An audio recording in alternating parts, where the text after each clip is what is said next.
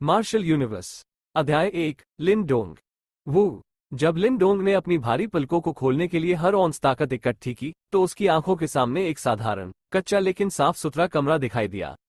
इस जाने पहचाने दृश्य की वजह से उसकी पलकें झपकने लगी। ये समझ में नहीं आ रहा था कि वो यहाँ क्यों है। हालांकि जल्द ही उसने तुरंत समझ की चमक में अपना सिर घुमा लिया। निश्चित रूप से उसने कमरे में एक मेज पर बैठे एक पुरुष और एक महिला की दो आकृतियां देखी। पापा माँ। जैसे ही लिन डोंग ने दो आकृतियों को देखा, वो जोश से भर गया और एक धीमी आवाज में रोने लगा। डोंग, ये तुम जाग गए हो? उसके रोने की आवाज सुनकर महिला ने सबसे पहले अपना सिर घुमाया। जैसे ही उसने लिन डोंग को अपनी आंखें खोलते देखा, वो तुरंत खुशी से चिल्ला उठी। कुछ सादे कपड़े पहने और लगभग 30 साल की उम्र में उसके गाल की रूपरेखा ने उसके चेहरे पर लालित्य का भाव दिया और एक प्रकार की मधुर स्वभाव और कोमल भावना भी। ये लिन डोंग की माँ लियू यान थी। अकुशल और फिर भी आप दूसरों के साथ झगड़े करते हैं, आप सचमुच परेशानी पूछ रहे हैं। महिला के बगल में एक पुरुष बैठा था जो लगभग 30 या 40 साल का लग रहा था। उसका शरीर थोड़ा कमजोर था, फिर भी उसकी भौहों में थोड़ी कठोरता थी। वह भी गंभीर चोटों से पीड़ित लग रहा था क्योंकि उसका चेहरा पीला पड़ गया था, जो बदले में उसकी कठोरता के एक बड़े हिस्से को छिपा देता था। ये लिन डोंग के पिता लिन जियो थे। अपने अक्सर कठोर पिता का सामना करने के लिए मुड़ते हुए लिन डोंग ने अपनी गर्दन को पीछे खींचते हुए स्पष्ट रूप से डर का एक कतरा प्रदर्शित किया। हालांकि जल्द ही उन्होंने कुछ रक्षात्मक रूप से घोषणा की, किसने उन्हें मेरे चेहरे के ठीक सामने मेरे पिता को बेकार कहने के लिए कहा था। उद्धरण चिन्ह। जैसे ही उसने बात की, लिन डोंग ने अपनी छाती पर अभी भी दर्द कर रहे घाव को महसूस किया और अपने दांतों को भींच लिया। लिन परिवार के लिए आज का दिन केवल एक परीक्षा थी और वो केवल अपनी प्रगति का आकलन करने के लिए नीचे गया था। आज के झटकों ने शायद ही उसका खुद पर विश्वास कम किया हो, क्योंकि उसे लगभग आधा साल ही प्रशिक्षण मिला था और उसे ज्यादा प्रगति की उम्मीद नहीं थी। उन्हें विश्वास था कि प्रशिक्षण के लिए समान समय और परिस्थितियों को देखते हुए वो किसी से नहीं हारेंगे। फिर भी परीक्षण समाप्त होने के ठीक बाद जब लिन डोंग अपने घर जाने की तैयारी कर रहा था, तो उसका सामना एक ऐसे साथी से हुआ जिसके साथ उसका कुछ बुरा इतिहास था। उसकी मूल योजना उस आदमी को नजरअंदाज करने की थी। हालांकि जानबूझकर उकसावे के कुछ दौर के बाद वो अब इसे बर्दाश्त नहीं कर सका और रोष के क्षण में युवा और गर्म खून वाले लिन डोंग ने उत्तेजक पर हमला किया। बहरहाल परिणाम दिन के रूप में स्पष्ट थे, क्योंकि वो तुरंत एक भारी मुक्के से बुरी तरह से गिर गया था। लिन शान, तुम्हें ये याद रखना बेहतर होगा। अगली बार मैं तुम्हारे सिर को लुगदी में तोड़ने की कसम खाता हूँ, या मेरा नाम लिन डोंग नहीं है। लिन डोंग ने अपने दांत पीस लिए। जिस लिन शान ने उल्लेख किया वो इस घटना का अपराधी था और लिन डोंग के दिल में नंबर 1 दुश्मन भी था। क्योंकि उनके पिता के बीच मनमुटाव था, लिन शान ने लगातार लिन डोंग को परेशान करने की कोशिश की और नवीनतम घटना उनमें से एक थी। एक पल वो दृढ़ता से अपने जबड़े को भींच रहा था, लेकिन अगले ही पल लिन डोंग निराशा से अपना सिर लटका रहा था। हालांकि लिन शान बेहद नीच था, लेकिन तथ्य ये था कि वो पहले से ही टेम्पर्ड बॉडी की चौथी परत पर था। लिन परिवार में इस तरह की उपलब्धि को औसत से बेहतर माना जाता था। लिन डोंग जिस दूसरी परत पर था, उसकी तुलना में ये वास्तव में बहुत बेहतर था। प्रशिक्षण के मार्ग में पहले शरीर को प्रशिक्षित किया जाना चाहिए, क्योंकि सब कुछ शरीर से शुरू होता है। आखिरकार मानव शरीर दुनिया की सबसे आश्चर्यजनक रहस्यमयी चीज है। सीधे शब्दों में कहा जाए तो संयमित शरीर किसी के शरीर की साधना थी, जिससे उसका शरीर धीरे धीरे मजबूत होता है और अंततः बाहर से भीतर तक मजबूत होता है। जब शरीर के भीतर की मांसपेशियां और हड्डियां एक निश्चित स्तर तक मजबूत हो जाती हैं, तो ये युआन पावर के अंकुर को जन्म देगी। केवल जब युआन पावर का अंकुर शरीर में स्वाभाविक रूप से प्रकट होता है, तभी किसी को सच्चा अभ्यासी कहा जा सकता है। टेम्पर्ड बॉडी को 9 परतों में बांटा गया है। पहली 3 परतों के बीच का अंतर महत्वपूर्ण नहीं है, क्योंकि यह केवल किसी के भौतिक शरीर और नींव को थोड़ा सुधारता है। केवल जब शरीर की चौथी परत तक साधना की जाती है, तो प्रशिक्षण के लाभ धीरे धीरे सामने आएंगे। उस स्तर पर त्वचा धीरे धीरे लकड़ी या चट्टान की तरह सख्त हो जाएगी और किसी की ताकत और गति दोनों में काफी सुधार होगा। चूंकि लिन शान वर्तमान में उस स्तर पर था, लिन डोंग, जिसने केवल टेम्पर्ड बॉडी की दूसरी परत में महारत हासिल की थी, स्पष्ट रूप से बाहर हो गया था। दोनों के बीच इतनी असमानता क्यों थी? हालांकि वे दोनों एक ही उम्र के थे, यह उनकी क्षमता में अंतर के कारण नहीं था। टेम्पर्ड बॉडी स्तरों के लिए प्रतिभा एक महत्वपूर्ण कारक नहीं थी। वास्तव में ये कहा जा सकता है कि कोई भी इसमें प्रशिक्षित हो सकता है। हालांकि वे कहां तक आगे बढ़ पाए, ये किसी के धन और अपनत्व पर निर्भर करेगा। बहरहाल टेम्पर्ड बॉडी की 9वीं परत तक पहुंचना बेहद कठिन और थका देने वाला मामला है। ऐसा इसलिए था क्योंकि अपने भौतिक शरीर की सीमाओं को लगातार आगे बढ़ाते हुए ही उसका शरीर धीरे धीरे मजबूत हो सकता था। फिर भी अपनी सीमाओं को परखने का ये तरीका अपने शरीर की क्षमता को निचोड़ने जैसा था। यदि किसी के शरीर को निचोड़ने के बाद पर्याप्त रूप से बहाल नहीं किया गया, तो तनाव के कारण उसका शरीर घायल हो जाएगा। उस समय न केवल प्रशिक्षण प्रभावित होगा बल्कि पूरा शरीर चोटों से छलनी हो जाएगा। एक समग्र नुकसान। इस प्रकार जैसा कि कोई टेम्पर्ड बॉडी में महारत हासिल करने का प्रयास करता है, उन्हें अपने प्रशिक्षण के साथ प्रगति करने से पहले अपने शरीर को पूरक करने के लिए विभिन्न पौष्टिक अमृत की आवश्यकता होगी। हालांकि चूंकि ये अमृत ज्यादातर महंगी वस्तुएं हैं जिनके पास पर्याप्त धन नहीं है, वे इसे वहन करने में सक्षम नहीं होंगे। चैनल को सब्सक्राइब करें। और यही तथाकथित धन है। लिन शान लिनडोंग को 2 स्तरों से पार करने में सक्षम था। इसका कारण यह नहीं था कि उसने आधा साल और प्रशिक्षित किया था, बल्कि इसलिए कि उसके पिता लिन परिवार में वित्त के प्रभारी थे। लिनडोंग की तुलना में जिनके पास इस सौभाग्य का अभाव था और इसलिए उनके शरीर को पोषण देने के लिए अमृत तक पहुंच नहीं थी। इस प्रकार उनकी प्रशिक्षण प्रगति पूर्व की तुलना में स्वाभाविक रूप से बहुत धीमी थी। अचानक जैसे ही लिन जियो ने लिनडोंग की बुदबुदाहट सुनी, उसकी हथेली जो टेबल पर आराम कर रही थी कसकर चिपक गई, जैसे ही उसकी अभिव्यक्ति का रंग गहरा हो गया। किनारे की ओर लियू यान, जिसने इस बदलाव को देखा था, ने तुरंत अपनी आंखों से लिनडोंग को इशारा किया, इससे पहले कि लिनडोंग ने जल्दी से अपना मुंह बंद कर लिया। करने की कोई जरूरत नहीं है, प्रशिक्षण पर ध्यान केंद्रित करें और अन्य स्वाभाविक रूप से चुप हो जाएंगे। लिन जियो ने अपने हाथों को लहराते हुए कहा, लियू यान, उस लाल जिनसेंग को ले लो और इसे डोंग एयर को दे दो। लाल जिनसेंग के साथ उसका प्रशिक्षण थोड़ा तेज होना चाहिए। पारिवारिक प्रतियोगिता में केवल आधा साल बचा है। अगर वो प्रशिक्षण के लिए इस समय का सदुपयोग नहीं करता है तो वो केवल हमारे लिए शर्म की बात करेगा। जियाओ जी, वो लाल जिनसेंग आपकी चोटों के लिए है, लियू यान ने झट से कहा, इससे पहले कि वो एक शांत बेहोशी में गिर गई। मैं पहले से ही एक बेकार व्यक्ति हूँ, कोई फर्क नहीं पड़ता कि किस तरह के उपचार का उपयोग किया जाता है, ये सब कुछ नहीं होगा। भविष्य में मैं डोंग एयर के लिए पहाड़ में अमृत खोजने में अधिक समय बिताऊंगा। लिन जियो ने अपना सिर हिलाते हुए आत्मा मजाकिया लहजे में घोषणा की। पिता बेकार नहीं है। दादाजी को छोड़कर पिता परिवार में सबसे मजबूत अभ्यासी हुआ करते थे। लिन जियो के शब्दों को सुनकर लिन डोंग का चेहरा लाल हो गया। एक बच्चे के रूप में उनके पिता उनके दिल में सबसे बड़ी हस्ती थे, सबसे मजबूत अभ्यासी। लिन जियो ने धीरे से अपनी मुट्ठी कसकर पकड़ ली और उसके चेहरे पर गहरा दर्द झलकने लगा। एक क्षण बाद वो खड़ा हुआ और थका हुआ कमरे से बाहर चला गया। लियू यान, हमारे बच्चे के लिए टॉनिक काढ़ा करें, मेरी चोटें ठीक है, इतने साल हो गए हैं। लाल जिनसेंग का एक डंठल संभवतः क्या उपयोग करेगा? अपनी कुछ जर्जर पीठ को देखते हुए लियू यान की आंखें लाल हो गईं, जो कल्पना कर सकते थे कि वो व्यक्ति जो कभी क्विंगयांग शहर का सबसे प्रतिभाशाली और उल्लेखनीय व्यक्ति था, इस तरह की मंदी में समाप्त हो जाएगा। माँ, रो मत, डोंग एयर वादा करता है कि वो अपने प्रशिक्षण में कड़ी मेहनत करेगा और समय आने पर मैं पिता को ठीक करने का उपाय खोज लूंगा। लिन डोंग ने लियू यान के कपड़ों के कोने को खींचते हुए धीरे से कहा, डोंग एयर, अगर तुम्हारे पिता तुम्हारे प्रति सख्त हैं तो उन्हें दोष मत दो। ये सिर्फ इसलिए है क्योंकि उसने आपको अपना सब कुछ समर्पित कर दिया है। आखिरकार आपको पता होना चाहिए कि आप उसकी एकमात्र उम्मीद है। लियू यान ने अपना सिर नीचे करते हुए धीरे से बुदबुदाया, अपनी आंखों को हल्के से पोंछते हुए और लिन डोंग के छोटे से सिर को सहलाते हुए, जबकि वो लिन डोंग के युवा और कोमल चेहरे पर गंभीर अभिव्यक्ति देख रही थी। माँ, मैंने सुना है कि आगामी पारिवारिक प्रतियोगिता में शीर्ष 3 प्रतियोगियों को वर्मिलियन ब्लड क्लॉटिंग फ्रूट नामक तीसरी श्रेणी का अमृत मिलेगा। मैंने एक बार एक अंकल को कहते सुना कि यह चोटों के इलाज में बहुत प्रभावी है। यदि मैं इसे प्राप्त करने का प्रबंधन करता हूं, तो यह निश्चित रूप से पिता के शरीर के घावों को भरने में सहायक होगा। जैसे कि उसने अचानक कुछ सोचा हो, लिन डोंग ने चमकदार आंखों से लियू यान को देखते हुए अपना सिर उठा लिया। वर्मिलियन ब्लड क्लॉटिंग फ्रूट, इन शब्दों को सुनकर लियू यान थोड़ा अचंभित हो गया। बहरहाल उसने बेबसी से अपना सिर हिलाया। पारिवारिक प्रतियोगिता में शीर्ष 3 में रहना आसान नहीं है। यह अच्छा है कि आपके पास दिल है। माँ पहले चलेंगी और तुम्हारे लिए लाल जिनसेंग काढ़ा करेगी। जैसे ही उसने समाप्त किया, लियू यान कमरे से बाहर निकलने के लिए मुड़ी। लिन परिवार में वर्तमान युवा पीढ़ी के भीतर पहले से ही कुछ ऐसे थे जिन्होंने अच्छी उपलब्धियां हासिल की थी, इसलिए लिन डोंग के लिए शीर्ष 3 में प्रवेश करना और वर्मिलियन ब्लड क्लॉटिंग फ्रूट प्राप्त करना आसान नहीं होगा। इसलिए उन्होंने इस मामले को ज्यादा गंभीरता से नहीं लिया। जैसे ही उसने लियू यान के वापस चले जाने को देखा, लिन डोंग के होंठ एक साथ कस गए, उसकी छोटी मुट्ठी बंद हो गई। माँ, निश्चिंत रहें, मैं निश्चित रूप से उस वर्मिलियन ब्लड क्लॉटिंग फ्रूट को प्राप्त करूंगा और पिता के शरीर में चोटों को ठीक करूंगा। जैसे ही लिन डोंग ने लिन जियो की चोट के बारे में सोचा, उसकी आंखों में अचानक एक गहरी नफरत उभर आई। जिस कारण से परिवार में अक्सर पिता का उपहास उड़ाया जाता था, वो सब उस एक व्यक्ति के कारण था। लिन डोंग जिस लिन परिवार से ताल्लुक रखते थे, वो केवल एक छोटा सा परिवार था। यहाँ तक कि क्विंगयांग टाउन में भी उन्हें सर्वश्रेष्ठ नहीं माना जा सकता था। फिर भी इस मामूली दिखने वाले लिन परिवार की एक बहुत ही सम्मानित पृष्ठभूमि थी जो कई लोगों को चौंका देगी। वे लिन कबीले के थे।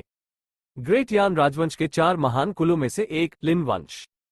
एक निश्चित दृष्टिकोण से क्विंगयान शहर के लिन परिवार को लिन कबीले के विस्तार के रूप में गिना जा सकता है। फिर भी लिन डोंग के लिए, जिन्होंने कभी किंगयान शहर के 100 मील से आगे की यात्रा नहीं की थी, ग्रेट यान में लिन कबीले की जबरदस्त ताकत राजवंश एक और अपरिचित और दूर की बात थी। लिन डोंग को अपने पिता से प्राप्त जानकारी के सामयिक स्क्रैप से पता चला कि जिस शाखा से वे संबंधित थे, वो वास्तव में कभी लिन कबीले के आंतरिक चक्र का हिस्सा थी। ये केवल एक मिशन के कारण था। उस मिशन में लिन डोंग के दादाजी की विफलता से कबीले को भारी नुकसान हुआ था। फलस्वरूप उन्हें आंतरिक चक्र से निष्कासित कर दिया गया था और क्विंगयान टाउन में भेज दिया गया था। यहाँ उन्होंने इस छोटे से लिन परिवार की स्थापना की और इन 10 वर्षों में उन्होंने एक आजीवन सपने को पूरा करने के लिए वो सब कुछ करने की कोशिश की है, लिन कबीले के आंतरिक घेरे में लौटने के लिए। फिर भी उनके सभी प्रयास बहुत अधिक नहीं हुए। उसने जो कुछ भी हासिल किया था वो विशाल और अतुलनीय लिन कबीले के लिए उल्लेख के लायक भी नहीं था। इसलिए वो केवल अपना ध्यान अन्य स्थानों पर लगा सकता था, जैसे कि लिन कबीले का 10 वर्षीय कबीले का जमावड़ा। चैनल को सब्सक्राइब करें। ये लिन कबीले का सबसे महत्वपूर्ण जमावड़ा था और पूरे महान यान राजवंश में एक अत्यंत प्रसिद्ध घटना भी थी। हर 10 साल में आयोजित होने वाली प्रत्येक सभा ने कबीले में युवा पीढ़ी के लिए स्पॉटलाइट में खड़े होने और अपना नाम बनाने का सही अवसर प्रस्तुत किया। इसके अलावा इस विशाल प्रतियोगिता के लिए कई पुरस्कार स्वाभाविक रूप से इतने उदार थे कि वे लोभी निगाहें खींचेंगे। फिर भी लिन डोंग के दादाजी के लिए सबसे आकर्षक चेतावनी इस तथ्य में निहित थी कि जब तक कोई इस सभा में शीर्ष 10 में प्रवेश कर सकता है, भले ही आप कबीले के लिए एक बाहरी व्यक्ति हो, आपको बिना किसी बाधा के आंतरिक घेरे में पदोन्नत किया जाएगा और अद्वितीय सम्मान प्राप्त करें। इस प्रकार लिन डोंग के दादा की निराशा की लंबी रात में कबीले का जमावड़ा नया सवेरा बन गया था। लेकिन उसकी उम्र के कारण वो पहले से ही भाग लेने में असमर्थ था। इसलिए उसने अपनी सारी उम्मीदें अपने 5 बेटों पर रखी, जो अलग अलग माताओं से आए थे। स्वाभाविक रूप से उनमें से सबसे उत्कृष्ट लिन डोंग के पिता, दादा और पूरे लिन परिवार की आशा की किरण बन गए। भले ही लिन डोंग के पिता ने इस भारी बोझ को अपने कंधों पर उठाया, लेकिन उन्होंने उनकी उम्मीदों के साथ विश्वासघात नहीं किया। 5 भाइयों में वो टेम्पर्ड बॉडी की 9वीं परत को पार करने वाले और युआन चरण में आगे बढ़ने वाले पहले व्यक्ति थे। इसके अलावा अगले 4 वर्षों में वो एक बार फिर युआन चरण को पार कर दादा लिन ज़ेंटियन के बाद लिन परिवार में दूसरा स्वर्गीय युआन मास्टर बन गया। इस शानदार प्रगति के कारण सामान्य रूप से शांत और कठोर दादाजी जब भी अपने पिता से मिलते थे तो उनके वृद्ध चेहरे पर एक दयालु और संतुष्टिदायक मुस्कान आ जाती थी। ऐसा कहा जाता था कि पूरे 10 वर्षों में यही वो समय था जब दादाजी सबसे अधिक मुस्कुराए थे। हालांकि जब 10 वर्षीय कबीले का जमावड़ा आखिरकार आया, तो परिणाम ने लिन परिवार के सभी सदस्यों को झकझोर कर रख दिया और उन्हें निराशा की गहराई में छोड़ दिया। केवल एक चाल में उसके पिता लिन परिवार के लिए आशा की चमकती किरण क्रूरता से हार गए। इसके अलावा ये सभा की शुरुआत में पहले मैच में हुआ था। बरसों की उम्मीदें और पालन पोषण उस संक्षिप्त क्षण में धूल में मिल गए। हारने वालों के लिए अंतिम इनाम स्वाभाविक रूप से अनगिनत अजीब गजलों के साथ साथ उपहास उड़ाने वालों की एक अंतहीन धारा थी। आवारा कुत्तों के झुंड की तरह वे हार कर किंगयान टाउन लौट आए। उस रात उसके पिता ने लिन परिवार के भीतरी जिले को छोड़ दिया और लिन परिवार के सबसे दूरस्थ इलाके में एक छोटी उजाड़ पहाड़ी पर रहने चले गए। तब से उसने फिर कभी लिन कबीले की किसी चीज को नहीं छुआ। उनके अनुसार वो ऐसा करने का अधिकार पहले ही खो चुके थे। हालांकि भाग्य कभी जोड़े में नहीं आता है, विपत्ति कभी अकेले नहीं आती। उस हार के बाद लिन जियो को जो दिया गया था वो केवल अवसाद नहीं था। बाद में वो ये जानकर और भी दुखी हुआ कि जिस व्यक्ति से उसने लड़ाई लड़ी थी, उसने न केवल उसे एक हाथ से हरा दिया, बल्कि बिना किसी दया के उसके शरीर के अंदरूनी हिस्सों को तबाह करने के लिए लगभग एक जानवर की तरह हिंसक युआन बल का इस्तेमाल किया। कुल गड़बड़ी थी। इस डिग्री की चोटों के साथ लिन जियो ने अपनी स्वर्गीय युआन स्तर की ताकत खो दी और सांसारिक युआन स्तर पर वापस आ गया। इसके अलावा गंभीर चोटों के कारण उनके शरीर में चैनल भी बाधित हो गए और बंद हो गए, और चाहे उन्होंने कितना भी प्रशिक्षण लिया हो, उन्होंने पाया कि आगे बढ़ना लगभग असंभव है। परिवार के भीतर जो कभी सम्मानजनक नजरें थीं, धीरे धीरे आह और निराशा में बदल गईं। आपदा के बाद आपदा का सामना करते हुए लिन जियो ने आखिरकार सारी उम्मीद छोड़ दी। हर बार जब वो नशे में हो जाता तो वो गुस्से से अपनी ही छाती पीट लेता। धीमी धकनों की आवाज से उसकी मां का दिल टूट गया और वो चुपचाप एक तरफ खड़ी हो गई और अपने गिरते आंसुओं को पोंछने लगी। भले ही लिन डोंग अभी भी युवा था जब उसने इस दृश्य को देखा, उसे ऐसा लगा जैसे उसका दिल टुकड़े टुकड़े हो गया हो। उसी समय उसके युवा हृदय में चुपचाप उस व्यक्ति के प्रति घृणा के बीज बो दिए गए जिसने उसके पिता को अपमानित और तबाह कर दिया था। उसने न केवल मेरे पिता को नष्ट किया बल्कि उसने उसके परिवार को भी बर्बाद कर दिया। जहां तक उस व्यक्ति का सवाल है, बाद में लिन डोंग ने सहयोग से अपने चाचा को सुना और अन्य लोगों ने घृणा और शक्तिहीन लहजे में उनका उल्लेख किया। 10 साल की उम्र में उन्होंने ट्रेनिंग शुरू की। 12 साल की उम्र में उन्होंने युआन क्षेत्र में प्रवेश करने के लिए टेम्पर्ड बॉडी की 9वीं परत को तोड़ा। 14 साल की उम्र में वो सांसारिक युआन स्तर तक आगे बढ़ गया। 17 वर्ष की आयु में वो स्वर्गीय युआन स्तर तक उन्नत हुआ। 25 साल की उम्र में युआन क्यूई ने अपने शरीर में यिन और यान का आदान प्रदान किया, अंत में एक डैन बनाने में सफल रहा, एक काप की तरह जो एक ड्रैगन बन गया। एक झटके में वो 30 साल की उम्र से पहले युआन डैन बनाने के लिए ग्रेट यान राजवंश में कुछ दुर्लभ लोगों की श्रेणी में शामिल हो गया। उनके जीवन की कहानी व्यवहारिक रूप से एक के बाद एक महान उपलब्धि थी। उसका नाम लिन लैंगटियन था। अपने कमरे में लिन डोंग ने अपनी मुट्ठी कसकर बंद कर ली क्योंकि उसकी आंखों में घनी नफरत फैल गई थी। अध्याय 2, मर्मज्ञ मुट्ठी। सुबह के समय घने सफेद कोहरे से घिरी एक अकेली पर्वत चोटी खड़ी थी जिससे किसी की दृष्टि धुंधली हो जाती थी। हफ हफ। पहाड़ की चोटी के पीछे एक घने जंगल के भीतर अचानक और तीव्र हौंफने की आवाज आई। करीब से देखने पर जंगल के भीतर एक खुली जगह में एक छोटी सी आकृति को अपने दोनों हाथों से एक मोटी और मजबूत शाखा से लटका हुआ देखा जा सकता था। इस छोटे से शरीर ने बार बार ऊपर और नीचे जाने के लिए अपनी बाहों से खींचने वाली शक्ति उधार ली। जैसे ही उसने ये हरकतें की, उसके शरीर ने कुछ अजीबोगरीब मुद्राएं बना ली।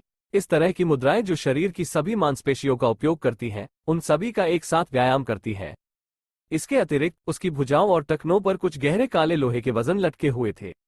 पसीने से उसके कपड़े और धातु के बाट टपकने लगे, जिससे वे भी गीलेपन से टपकने लगे। स्वाभाविक रूप से ये छोटी सी आकृति लिन डोंग की थी। अपने साथियों के विपरीत उन्होंने अपने बचपन की परिस्थितियों के कारण धन दौलत की विलासिता का आनंद नहीं लिया, बल्कि उनके सख्त पिता ने उन्हें सिखाया कि प्रशिक्षण के लिए सबसे महत्वपूर्ण चीजें इच्छाशक्ति और परिश्रम है। ये चीजें उसके बाकी साथियों की तुलना में उसका एकमात्र लाभ थी, जिन्हें अच्छी मात्रा में धन का आशीर्वाद मिला था। उसकी आंखों में पसीना टपकने लगा जिससे एक चुभने वाला दर्द हुआ, जिसके जवाब में लिन डोंग ने अपना जबड़ा भींच लिया। वो पहले से ही अत्यधिक परिश्रम से उत्पन्न होने वाले दर्द को महसूस कर सकता था। इस बिंदु पर ज्यादातर लोग निश्चित रूप से एक ब्रेक लेने और आराम करने का विकल्प चुनेंगे। हालांकि उसे याद आया कि उसके पिता ने उससे क्या कहा था कि केवल इसी समय के दौरान कोई अपनी सीमाओं को तोड़ पाएगा। इसलिए उसे सहन करना चाहिए, उसे बिल्कुल नहीं जाने देना चाहिए। आधे साल बाद पारिवारिक प्रतियोगिता के लिए उसे प्रशिक्षित करने की आवश्यकता थी, जैसे कि उसका जीवन दांव पर था। जब आप अपनी सीमा तक पहुंचते हैं तो आपको जो अनुभूति होती है वो आपको चक्कर और मिचली जैसा महसूस कराती है।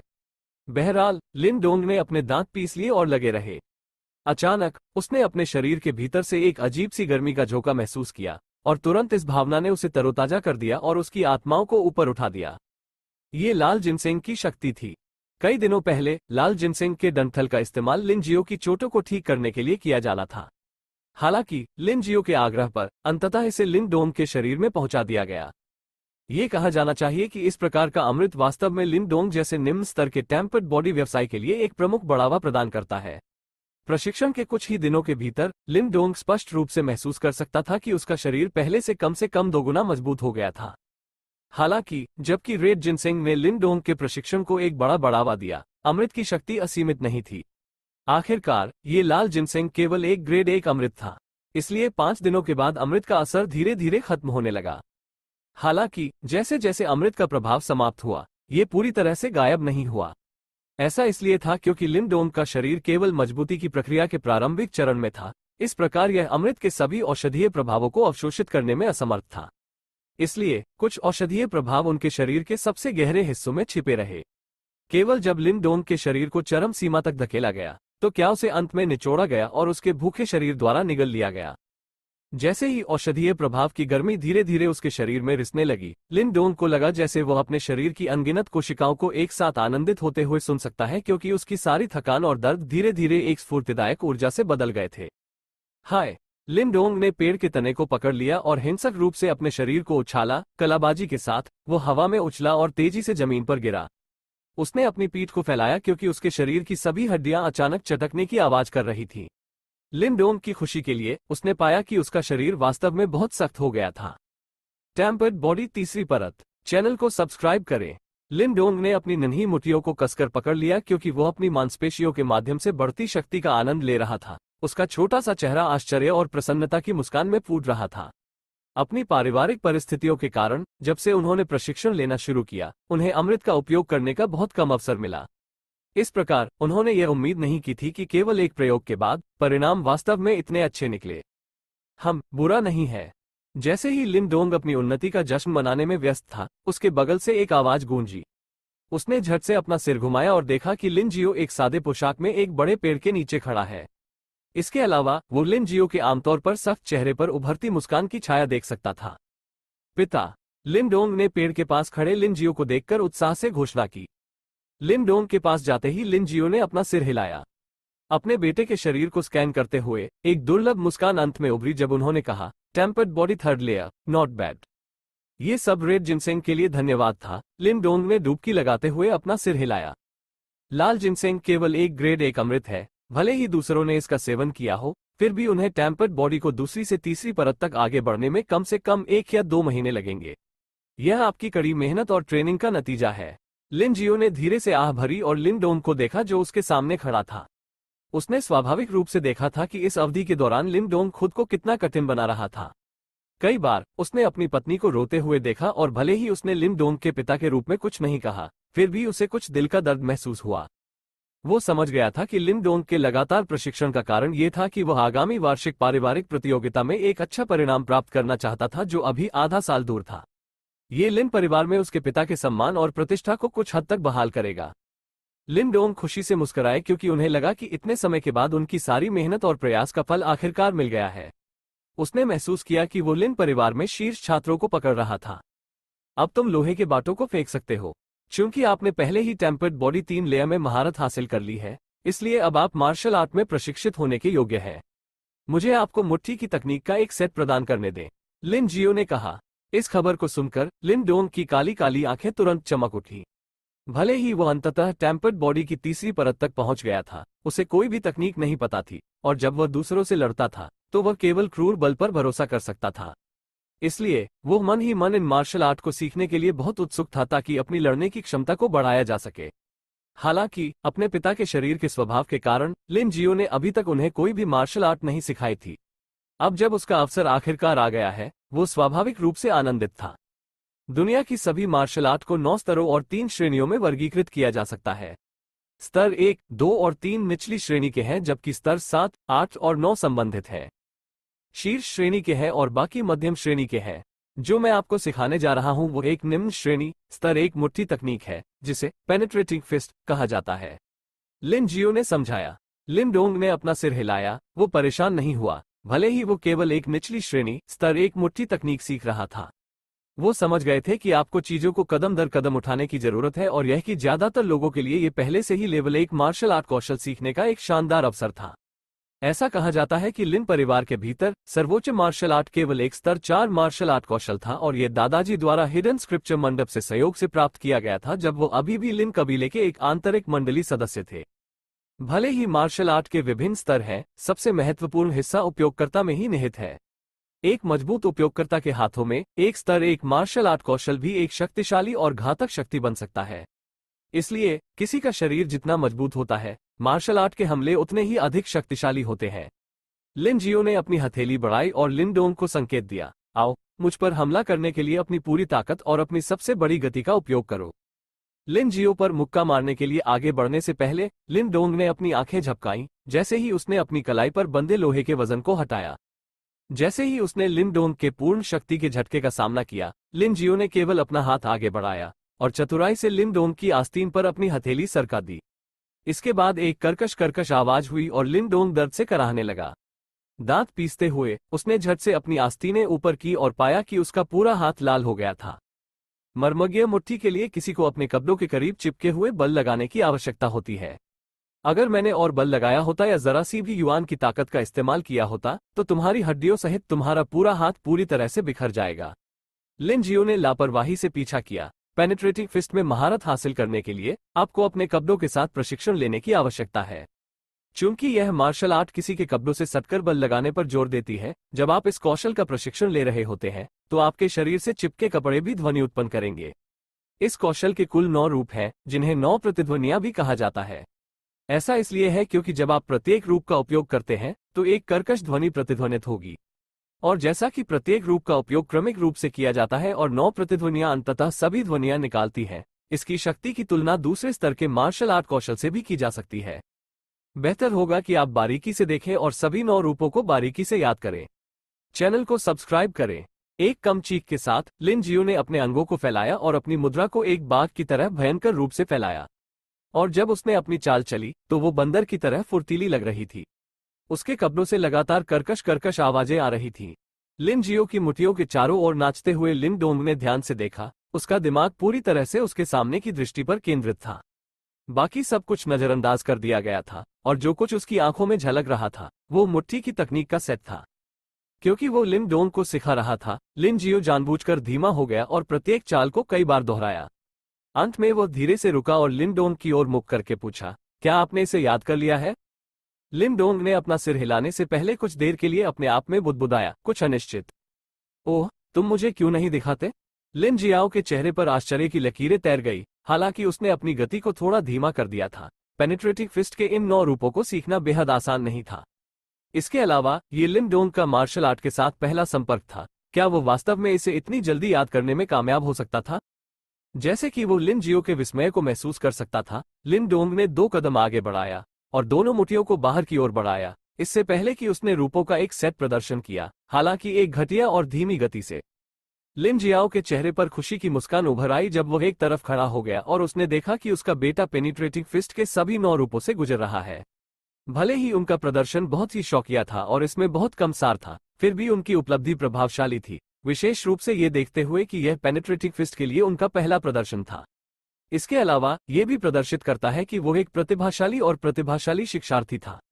इस तथ्य का पता चलने पर लिन जियाओ को बहुत खुशी महसूस हुई, क्योंकि उन्होंने महसूस किया कि उनके बेटे को उस उम्र में उस तरह की क्षमता विरासत में मिली थी। पिताजी, ऐसा क्यों है कि जब मैं पेनिट्रेटिंग मुट्ठी का उपयोग करता हूं तो एक भी आवाज नहीं होती है? लिन डोंग ने बेबसी से पूछा, क्योंकि उसने घटिया और धीमे तरीके से फॉर्म का एक और सेट पूरा किया। तुम छोटे लड़के, अगर ध्वनि उत्पन्न करना इतना आसान होता तो चालों का ये सेट अपने नाम पर खरा नहीं उतरता। लिन जियो ने जारी रखने से पहले डांटा, याद रखें कि जैसे ही आप प्रशिक्षण लेते हैं, ध्यान से अपनी शक्ति प्रवाहित महसूस करें। जब तक आप अपने कब्जों को अपनी शक्ति का पालन कर सकते हैं और इसके विपरीत नहीं, तब तक यह माना जाएगा कि आपने चालों के इस सेट को सफलतापूर्वक सीख लिया है। आओ, कुछ और बार कोशिश करो। सिद्धांत को क्रिया में बदलने की कोशिश करने से पहले लिन डोंग के मुंह ने कुछ बार इन शब्दों का उच्चारण किया। इस बीच लिन जियो उसके पास खड़ा था और कभी कभार कुछ गलतियों या स्लिपअप की ओर इशारा करता था। जंगल में खाली पड़ी जमीन पर एक लड़के की आकृति लगातार नाच रही थी। भले ही पसीने ने उसके शरीर को छलनी कर दिया, लेकिन उसने उसे लेशमात्र भी विचलित नहीं किया, क्योंकि उसका छोटा चेहरा विशेष रूप से गंभीर बना हुआ था। दोपहर जल्दी बीत गई, क्योंकि लिन डोंग बिना आराम के लगातार अभ्यास कर रहा था और उसके प्रयास शून्य नहीं थे। लिन डोंग धीरे धीरे पेनिट्रेटिंग फिस्ट के 9 रूपों में और अधिक कुशल हो गया, और हालांकि वो अभी भी कोई आवाज नहीं निकाल पा रहा था, लेकिन उसका रवैया बिल्कुल भी नहीं डगमगाया। आज का प्रशिक्षण यही समाप्त होने दें, आप कल अपना अभ्यास फिर से शुरू कर सकते हैं। लिन जियो ने अचानक कहा कि उसने लिन डोंग को देखने के लिए पीछे मुड़कर देखने से पहले आसमान की ओर देखा, जो बहुत पसीना बहा रहा था। बाद वाले ने अपने प्रशिक्षण में जिस समर्पण और दृढ़ता का प्रदर्शन किया था, उससे वह भी कुछ हद तक द्रवित हो गया था। इसके तुरंत बाद उन्होंने चुपके से आहें भरते हुए कहा कि उनकी कई वर्षों की निराशा ने उनके बच्चे को सामान्य से बहुत तेजी से परिपक्व होने के लिए मजबूर कर दिया था। पिताजी, कृपया पहले आराम करने के लिए वापस जाएं। घर लौटने से पहले मुझे थोड़ी देर रहने दें। लिन डोंग ने जवाब दिया। उसकी मुट्ठी बंद नहीं हुई, क्योंकि उसने लिन जियो के निर्देशों का पालन करने पर ध्यान केंद्रित किया, ताकि वह अपनी मांसपेशियों के माध्यम से बहने वाली छोटी छोटी हरकतों और शक्ति में बदलाव को महसूस कर सके। जवाब में लिन जियो बेबसी से अपना सिर हिला सकता था। लिन डोंग का सुधार बहुत अलग था, लेकिन पेनिट्रेटिंग फिस्ट के साथ ध्वनि उत्पन्न करना आसान नहीं था। लिन जियो ने अंततः सफल होने से पहले पूरे 1 सप्ताह तक प्रशिक्षण लिया था। लिन डोंग को जल्दी से सूचित किया कि वह जा रहा है। लिन जियो ने अपने हाथों को उसकी पीठ पर टिका दिया। जैसे ही वो मुड़ा, उसके चेहरे पर एक मुस्कुराता हुआ भाव उभर आया। लिन डोंग ने आज जिस बोधगम्य क्षमता का प्रदर्शन किया, उससे वो बेहद संतुष्ट हो गया। ये बच्चा असामान्य रूप से बोधगम्य है और एक अविश्वसनीय इच्छाशक्ति रखता है, जो मेरे प्रमुख समय पर भी मुझसे आगे निकल जाता है। यह उसके लिए बहुत मुश्किल नहीं होना चाहिए।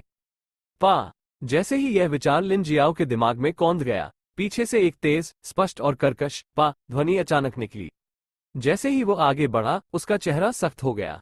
फिर भी इस समय उसकी आंखों में एक तेज रोशनी चमक उठी। ऐसा प्रतीत होता है कि यह बहुत मुश्किल नहीं था बल्कि उसके लिए पूरा करना आसान था। Chapter 3 the mysterious rock pool. एक आवाज। खुली जगह में लिन डोंग ने अपनी मुट्ठी को खाली देखा और उसके छोटे से चेहरे पर एक उत्साह दिखाई दिया। फिर भी जब उसने अपना सिर उठाया तो उसने देखा कि लिन जियो की आकृति पहले से ही धीरे धीरे जंगल से बाहर निकल रही थी। हे, कल मैं पिताजी को दिखाऊंगा, मुझे यकीन है कि वो सुखद आश्चर्यचकित होंगे। लिन डोंग मुस्कुराया। अचानक उसकी बांह से दर्द की लहरें उठी। उसने झट से अपनी आस्तीन ऊपर उठाई और पाया कि उसकी पूरी बांह खून के लाल निशानों से ढकी हुई थी। यहां तक कि ऐसी जगहें भी थी जहां त्वचा वापस छिल गई थी क्योंकि खून लगातार बह रहा था। पहले वो अभ्यास में इतना उलझा हुआ था कि उसे पता ही नहीं चला, लेकिन अब जब वो रुक गया था तो दर्द अचानक बढ़ गया, जिससे लिन डोंग दर्द से कराहने लगा। वो जानता था कि ये दर्द पेनिट्रेटिंग फिस्ट के अभ्यास के कारण हुआ था, लंबे समय तक अपनी त्वचा को अपने कपड़ों से रगड़ने से संचित घर्षण के कारण लगी चोटें। अभी भी कुछ समय है, मुझे लगता है कि मैं थोड़ी देर के लिए पहले उस जगह पर जाऊंगा। लिन डोंग ने आसमान के रंग को देखने के लिए अपना सिर उठाया और अचानक पहाड़ के पीछे भाग गया। लगभग 10 मिनट बाद उसकी आंखों के सामने एक खड़ी चट्टान दिखाई दी। चट्टान के नीचे चट्टानों के रास्ते का अनुसरण करने से पहले उसने सावधानी से अपने परिवेश को स्कैन किया। इन चट्टानों को ढूंढना आसान नहीं था, फिर भी उन्होंने एक गुप्त मार्ग का निर्माण किया। लिन डोंग इस रास्ते से काफी परिचित थे, इसलिए जैसे ही वे सावधानी से उतरे कोई दुर्घटना नहीं हुई। थोड़ी देर बाद उसके सामने एक गुफा दिखाई दी जो कुछ विशाल चट्टानों से छिपी हुई थी। गुफा का स्थान बहुत अच्छी तरह छुपा हुआ था और यह अपने आसपास की कुछ विशाल चट्टानों के पीछे भी बहुत अच्छी तरह से छिपा हुआ था। यदि कोई इसे विशेष रूप से नहीं खोज रहा था तो इसे खोजना लगभग असंभव होगा। इसके अलावा एक सामान्य स्थिति में कोई भी इस तरह का काम करने की जहमत नहीं उठाएगा।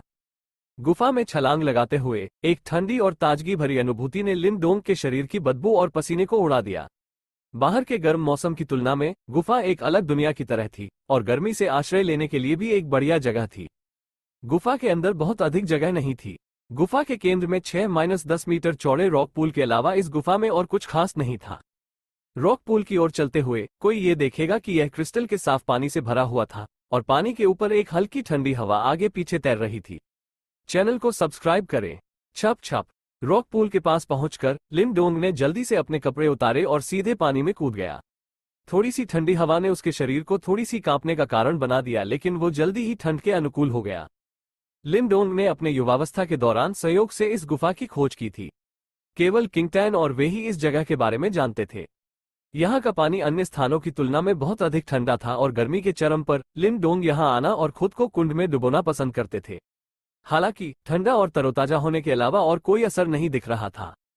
बेशक ये बिल्कुल सटीक नहीं था, क्योंकि हर बार लिन डोंग के यहाँ पानी में भीगने के बाद वह अनजाने में महसूस करता था कि उसका दिमाग विशेष रूप से तेज हो गया है और चाहे वो कुछ भी करे वो जल्दी से एकाग्र अवस्था में प्रवेश करने में सक्षम होगा। पहले इस तरह की भावना का कोई गुण नहीं लगता था, लेकिन अब जब लिन डोंग ने पेनिट्रेटिंग फिस्ट सीख लिया था तो उन्होंने महसूस किया कि एकाग्र अवस्था में रहने से उनकी प्रशिक्षण प्रगति पर काफी प्रभाव पड़ा।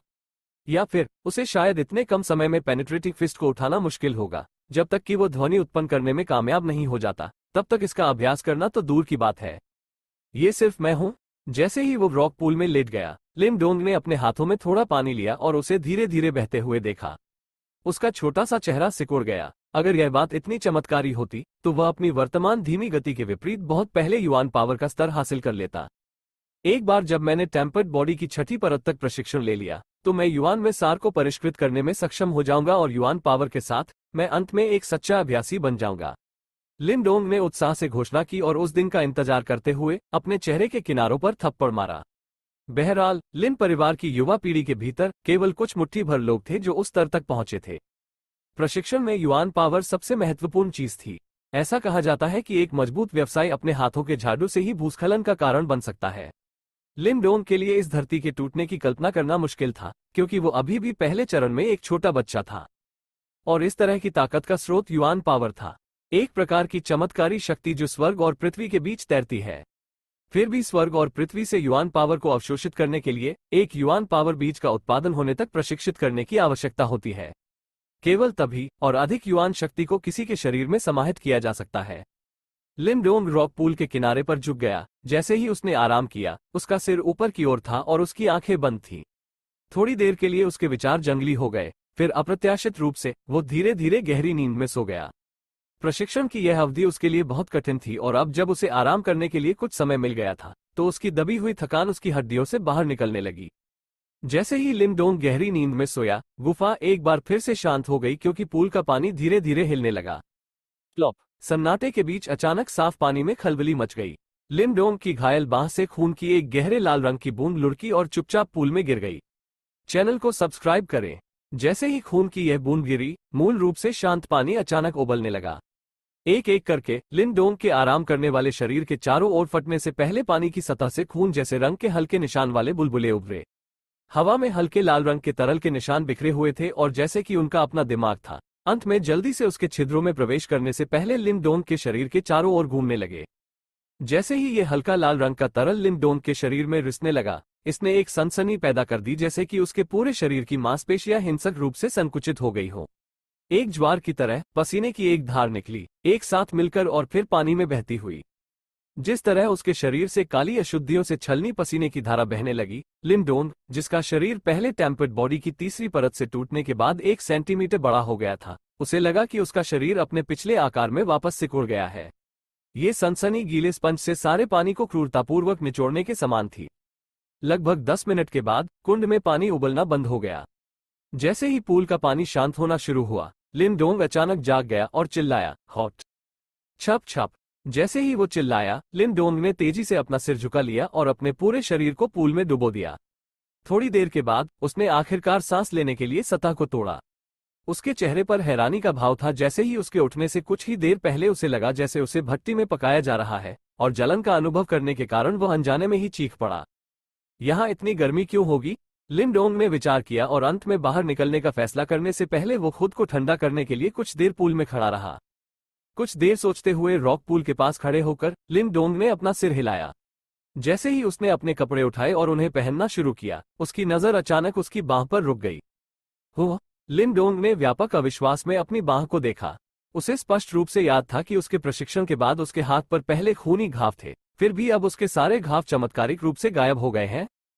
हैरान, लिन डोंग ने धीरे से अपने एक बार घाव से ग्रस्त हाथ को सहलाया। अचानक उसका शरीर अकड़ गया। जैसे ही उसे पता चला कि उसके हाथ की त्वचा काफी सख्त हो गई है, उसके चेहरे पर एक अविश्वसनीय रूप से तेजी से उभर आया। इस तरह की स्थिति इस बात का संकेत थी कि वो तेजी से टेम्पर्ड बॉडी की चौथी परत की ओर बढ़ रहा था। ये कैसे संभव है? अध्याय 4, रॉक पूल का रहस्य। भ्रम, एक भ्रम। यह एक भ्रम होना चाहिए। मूर्खतापूर्ण ढंग से एक पल के लिए उसकी बांह को देखते हुए लिन डोंग ने अपनी आंखें बंद कर ली और हवा की कुछ सांसों में मजबूती से सांस ली। केवल जब उसका मन धीरे धीरे शांत हो गया, तभी उसने एक बार फिर धीरे से अपनी बांह पर हाथ फेरा, हालांकि अभी भी थोड़ा कांप रहा था।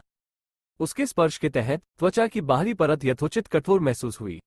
हालांकि इसे अभी चट्टानों या लकड़ी की कठोरता के स्तर तक पहुंचना बाकी था, लिन डोंग की त्वचा स्पष्ट रूप से पहले की तुलना में कई गुना सख्त थी। ये वास्तव में एक संकेत था कि वो टेम्पर्ड बॉडी की चौथी परत में आगे बढ़ने वाला था। उन्हें बस इस तरह की त्वचा के थोड़ा और सख्त होने का इंतजार करना था और फिर यह वास्तव में टेम्पर्ड बॉडी की चौथी परत पर होगा। फिर भी लिन डोंग का मुंह खुला का खुला रह गया। उसके चेहरे पर अविश्वास ऐसा था जैसे उसने कोई भूत देखा हो। वो आज ही टेम्पर्ड बॉडी की तीसरी परत तक पहुंचे थे और तब से आधा दिन भी नहीं हुआ था। वो अचानक टेम्पर्ड बॉडी की चौथी परत की ओर बढ़ने के कगार पर कैसे हो सकता है? इस चमत्कार ने सीधे तौर पर लिन डोंग को कुछ अचंभित कर दिया। उत्साह से लाल हो गया। वो लगातार रॉक पूल के किनारे इधर उधर टहलता रहा। यदि वो इस तरह की गति से जारी रखने में सक्षम होता, तो क्या पारिवारिक प्रतियोगिता में शीर्ष 3 का उल्लेख करना भी उचित होगा? यहां तक कि अगर ये लिन कबीले का 10 साल का कबीला जमावड़ा होता, तो भी उसे जरा सी भी चिंता नहीं होती। ये कैसे हो गया?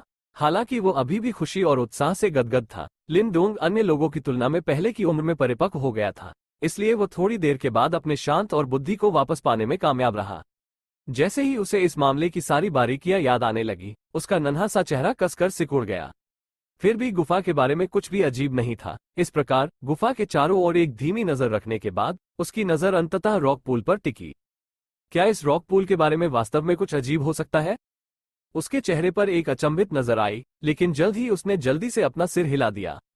युवावस्था से ही वो अनगिनत बार इस रॉक पूल में नहाया था, फिर भी यह पहली बार था जब आज जैसा कुछ हुआ था। वास्तव में क्या हुआ था? ये संभवतः लाल जिनसेंग के कारण नहीं हो सकता, क्योंकि यह केवल एक ग्रेड 1 अमृत था। तथ्य ये है कि इसने उन्हें 10 दिनों में टेम्पर्ड बॉडी की तीसरी परत तक पहुंचने की अनुमति दी। ये पहले से ही एक आसमान छूती उपलब्धि थी। निश्चित रूप से आज कुछ अलग था। चैनल को सब्सक्राइब करें। लिन डोंग ने अपने होठों को एक साथ कस लिया। उसके छोटे से चेहरे पर एक जिद्दी दृढ़ संकल्प था। वो समझ गया कि उसके लिए अपने भीतर के रहस्य को खोजना अत्यंत महत्वपूर्ण होगा। मैं आज सामान्य से अधिक थका हुआ था, फिर भी यह पहली बार नहीं था कि मैं यहाँ सोया हूँ। मैं यहाँ पहले सो चुका हूँ। लिन डोंग रॉक पूल के पास उकड़ू बैठ गया। उसकी भौहों को कसकर एक साथ बुना हुआ था। उसकी हथेली अवचेतन रूप से उसके हाथ को सहलाने के लिए चली गई और वो जम गया। उसकी टकटकी धीरे धीरे उसकी बांह पर टिकी, जहां खून के कई निशान हुआ करते थे। खून। लिन डोंग की आंखों में चमक आ गई। उसने अचानक रॉक पूल के पास चट्टानों के ढेर के भीतर एक भट्ठा में छिपे एक छोटे खंजर को बाहर निकाला, जिसे वो पहले पीछे छोड़ गया था। लिन डोंग ने धीरे से अपनी उंगली की नोक को खंजर से काट दिया, जिससे खून की एक बूंद निकल आई। वो एक सेकंड के लिए झिझका, इससे पहले कि उसने सावधानी से इसे रॉक पूल में टपका दिया। प्लॉप। गुफा के वैराग्य में तालाब में टपकते खून की आवाज स्पष्ट गूंजती थी। हालांकि लिन डोंग ने अपनी आंखें उस जगह पर गड़ाए रखा जहां खून की बूंद गिरी थी। जैसे ही खून की बूंद ने चट्टान के पुल को छुआ, लहरों की एक लहर उभरी और खून का लाल रंग धीरे धीरे फैल गया। लिन डोंग को चौंकाते हुए शांत रॉक पूल से पानी के बुलबुले तेजी से उभरे। प्रत्येक बुलबुले के भीतर एक लाल रंग का तरल हल्का सा दिखाई दे रहा था। लिन डोंग का गला रूंध गया क्योंकि उसने झिझकते हुए रॉक पूल में अपना हाथ बढ़ाया। तुरंत पानी के बुलबुले फट गए और एक चिपचिपा हल्का लाल तरल उसकी हथेली पर चिपक गया। तरल फिर धीरे धीरे उसके छिद्रों से रिसने लगा। जैसे ही हल्का लाल तरल उसके शरीर में रिसने लगा, लिन डोंग की हथेली में अचानक जलन महसूस हुई। यह अनुभूति ठीक वैसी ही थी जैसी उसे तब महसूस होती थी जब वो अचानक जाग जाता था। इसके अलावा इस बार वो स्पष्ट रूप से महसूस कर सकता था कि जैसे जैसे तरल उसकी हथेली में रिस रहा था, उसकी हथेली की त्वचा धीरे धीरे सख्त होती जा रही थी। वास्तव में यही मामला है। जैसे ही उसने अपनी हथेली में बदलाव देखा, लिन डोंग का छोटा सा चेहरा तुरंत चमक उठा। उनका अनुमान सही था। इस रॉक पूल के पानी को अपने विशेष गुणों को सक्रिय करने के लिए रक्त की आवश्यकता होती है। लिन डोंग ने फिर अपनी हथेली को कुछ बार आगे बढ़ाया, केवल ये पता लगाने के लिए कि इस हथेली की त्वचा वास्तव में उसके शरीर के बाकी हिस्सों की तुलना में बहुत सख्त हो गई थी। इसके अलावा ये प्रभाव केवल थोड़े समय के प्रदर्शन के बाद हासिल किया गया था। लिन डोंग की गणना के अनुसार उन्होंने अनुमान लगाया कि इस पानी का प्रभाव वास्तव में पौराणिक था और किंगयांग टाउन में बेचे जाने वाले उन महंगे स्तर 3 अमृत के प्रभावों को भी पार कर गया था। ये कैसे हो सकता है कि यह पानी इतना उल्लेखनीय प्रभाव ला सकता है जो तीसरे स्तर के अमृत के प्रभाव को भी पार कर जाता है? चैनल को सब्सक्राइब करें। इन वर्षों में लिन डोंग ने पाया था कि रॉक पूल का पानी केवल सामान्य झरने का पानी था। भले ही पानी ताजा था, लिन डोंग काफी निश्चित था कि इस झरने के पानी का कोई विशेष प्रभाव नहीं था। हालांकि अब जब उन्होंने इस स्थिति का सामना किया था, तो उन्हें कोई स्पष्टीकरण नहीं मिला। लिन डोंग ने अपना माथा रगड़ते हुए गहरी सांस ली। इस रहस्यमय रॉक पूल ने उनकी भावनाओं को अत्यधिक उत्तेजित कर दिया था और उन्होंने सांस लेने के लिए रॉक पूल के पास लेटने का फैसला किया। भले ही वो इस कारण को उजागर करने में असमर्थ था कि इस रॉक पूल में रहस्यमयी शक्तियां क्यों हैं, फिर भी यह खोज उसके लिए अत्यधिक लाभदायक होने के लिए बाध्य थी। अपनी चोटों के कारण लिन जियो को अपने स्वास्थ्य की देखभाल के लिए कई अमृतों की आवश्यकता होती है। हालांकि ये अमृत महंगे हैं और लिन जियो के जिद्दी स्वभाव के कारण उन्होंने लिन परिवार से कोई भी वित्तीय सहायता लेने से इनकार कर दिया। जैसे वो अक्सर अपनी किस्मत आजमाते थे और खुद ही अमृत की तलाश में निकल जाते थे। अनिवार्य रूप से इसका परिणाम ये हुआ कि लिन डोंग लिन परिवार में अपने साथियों के समान विशेषाधिकार प्राप्त प्रशिक्षण परिस्थितियों का आनंद लेने में असमर्थ रहे। इसलिए इस मोड़ पर लिन डोंग के लिए रॉक पूल का प्रभाव विशेष रूप से महत्वपूर्ण था। इस रॉक पूल के प्रभावों को बिल्कुल गुप्त रखा जाना चाहिए। लिन डोंग ने अपनी छोटी सी मुट्ठी पकड़ ली।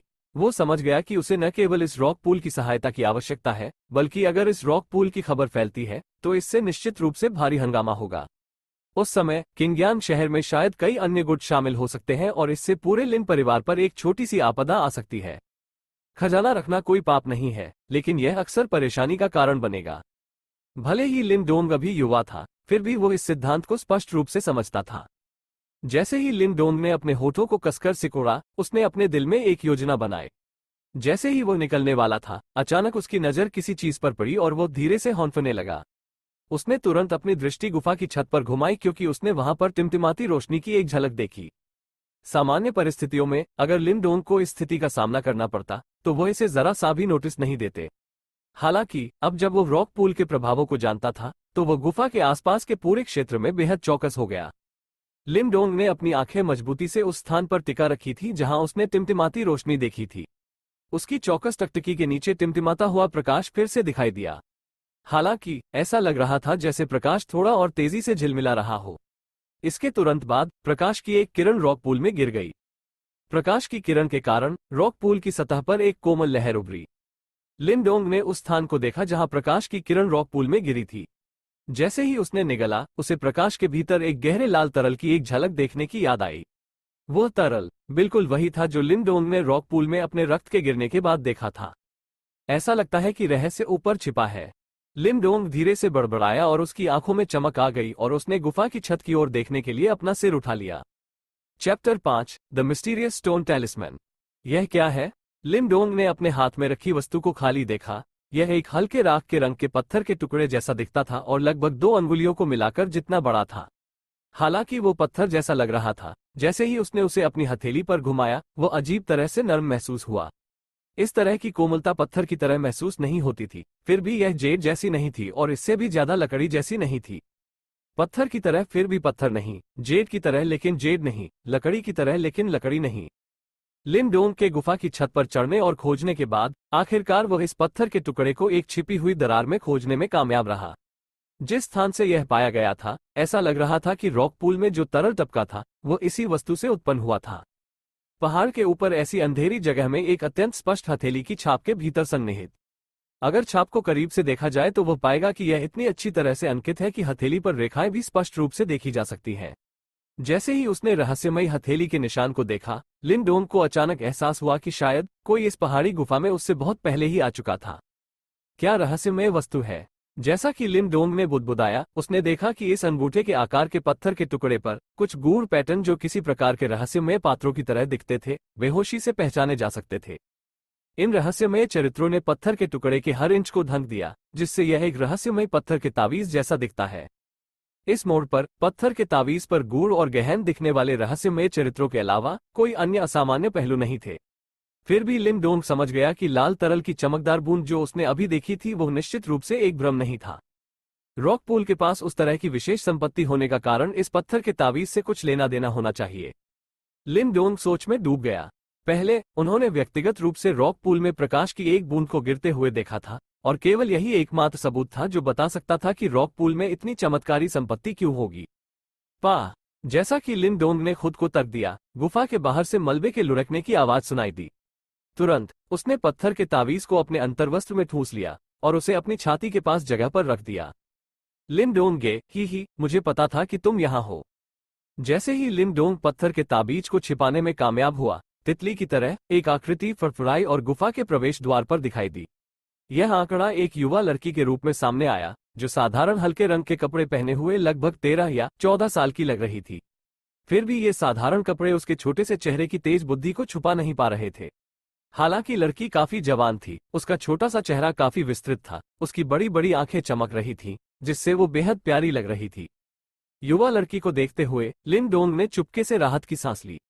लड़की लिन परिवार की सदस्य नहीं थी, बल्कि लियू यान द्वारा उसके जन्म के कुछ समय बाद ही उसे गोद ले लिया गया था। वो लिन डोंग से बस थोड़ी सी छोटी थी, इसलिए वे दोनों एक साथ बड़े हुए थे और उनका रिश्ता भाई और बहन की तरह था, बेहद अंतरंग। चूंकि वो एक अनाथ थी, इसलिए उसने लिन परिवार का नाम नहीं लिया। इस प्रकार लियू यान ने उसके लिए एक अच्छा नाम चुनने में मदद की, किंग टैन। और उसके हमनाम की तरह वो चंदन की तरह जीवंतता से भरी थी। लिन डोंग गे, आसमान में लगभग अंधेरा है, माँ आपको काफी समय से बुला रही हैं।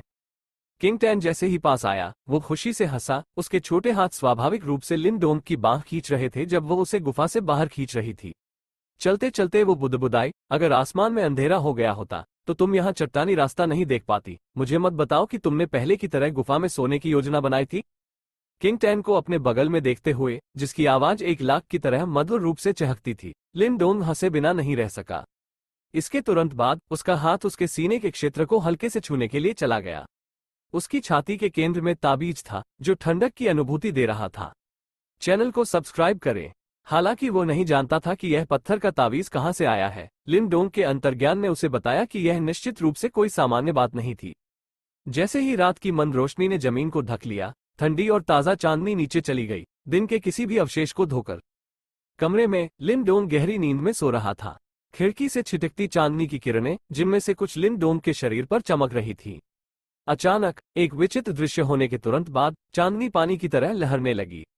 चांदनी अप्रत्याशित रूप से लिन डोंग की छाती के क्षेत्र में इकट्ठा होने लगी, जैसे कि जवाब में साधारण पत्थर के तावीज ने थोड़ा सा प्रकाश उत्सर्जित किया, जिससे प्रकाश के केंद्र में ये थोड़ा स्पष्ट दिखाई दे रहा था।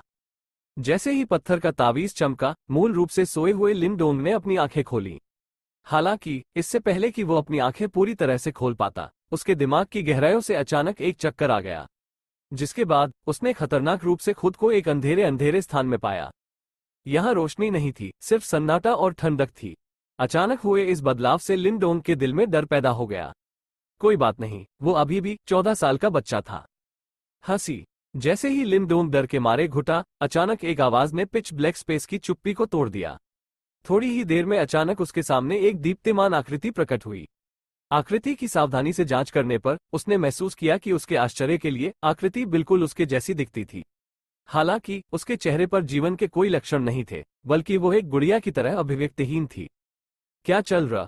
लिन डोंग ने अपने सामने चमकती हुई आकृति को खाली देखा। इस अजीब नजारे से उसका दिमाग डर के मारे कुछ लकवाग्रस्त हो गया। जबकि लिन डोंग अभी भी अचंभे में था, लिन डोंग का चमकता हुआ फिगर अचानक हिल गया।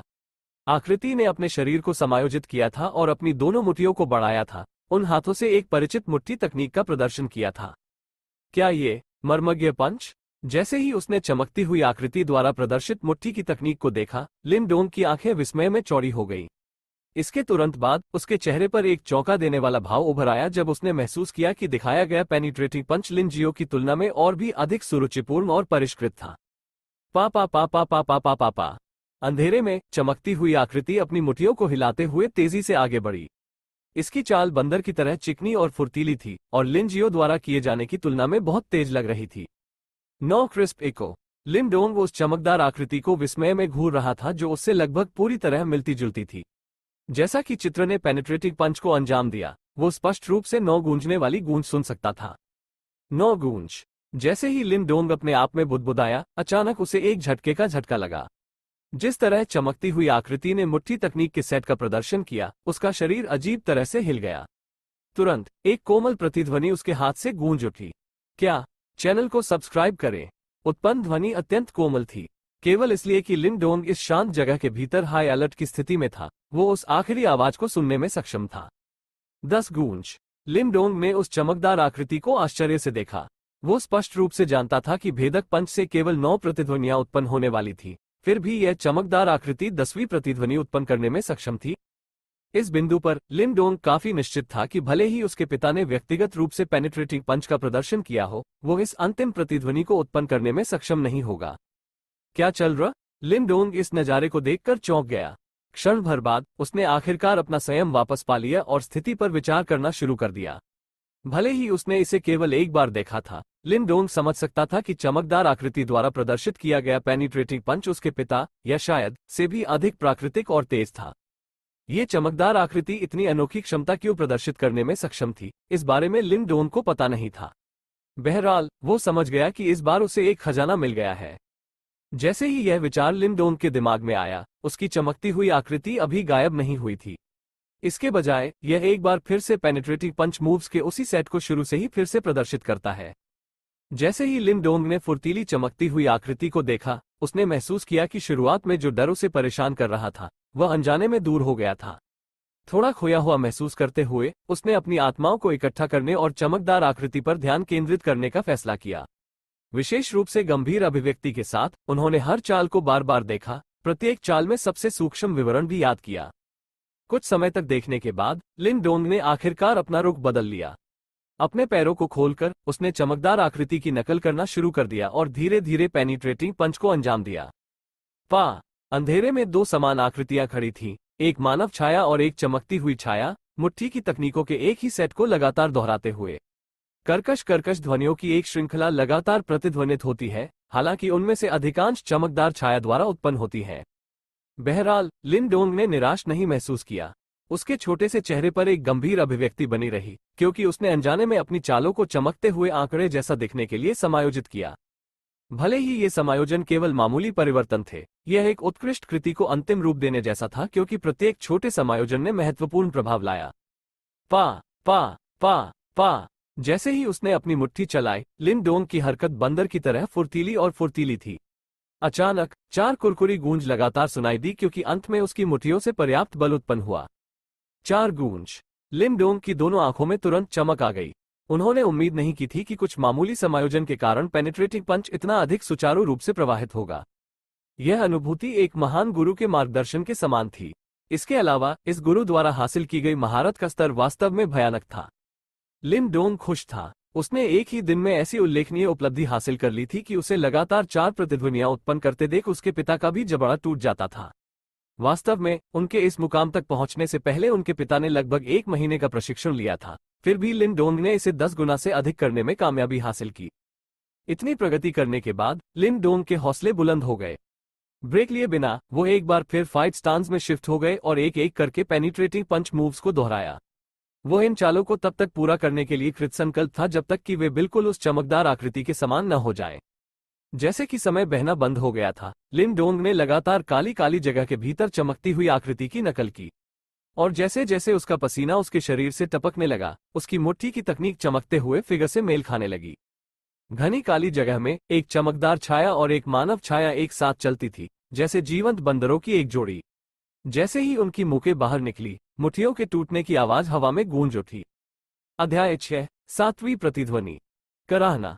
अपने कमरे के बीच में लिन डोंग पहले से ही सूरज की किरणों को अपने चेहरे पर चमकते हुए महसूस कर सकता था क्योंकि वो अपनी आंखें खोलने के लिए संघर्ष कर रहा था। जैसे ही उसने सूरज की रोशनी पर नजर डाली, वो अचानक अपने बिस्तर से उछल पड़ा। हालांकि जैसे ही उसके पैर फर्श से संपर्क में आए, एक बेहद दर्द भरे दर्द ने अचानक उसके शरीर को भर दिया, जिससे उसे लगभग अपना पैर खोना पड़ा। यह अचानक दर्द की अनुभूति ने लिन डोंग को झकझोर दिया। यह ऐसा था जैसे उन्होंने पूरी रात गहन प्रशिक्षण में बिताई हो। यह एक सपना नहीं था। अचानक लिन डोंग को कुछ याद आया, जैसे उसके चेहरे पर खौफ के भाव उभर आए। तुरंत उसने अपने दांत पीस लिए और पेनिट्रेटिंग फिस्ट का अभ्यास शुरू करने के लिए खुद को एक मुद्रा में रख लिया। जिस कुशल तरीके से उसने अपनी मुट्ठियों को चलाया, उसे देखकर ऐसा लगा जैसे वो अनगिनत बार इन चालों का अभ्यास कर चुका हो। केवल वो जानता था कि उसने केवल एक दिन पहले ही लिन जियो से चालों के इस सेट को सीखा था। अभी भी कमरे में युवक ने अपने चेहरे पर एक गंभीर अभिव्यक्ति के साथ मुट्ठी तकनीकों के एक परिचित सेट को अंजाम दिया, क्योंकि उसकी बाहों और कब्डों के बीच घर्षण के कारण कई कर्कश गूंज सुनाई दी। पा पा पा पा पा। जब वो अंत में 5 कुरकुरी गूंज पैदा करने में कामयाब हुआ, तो लिन डोंग का शरीर रुक गया।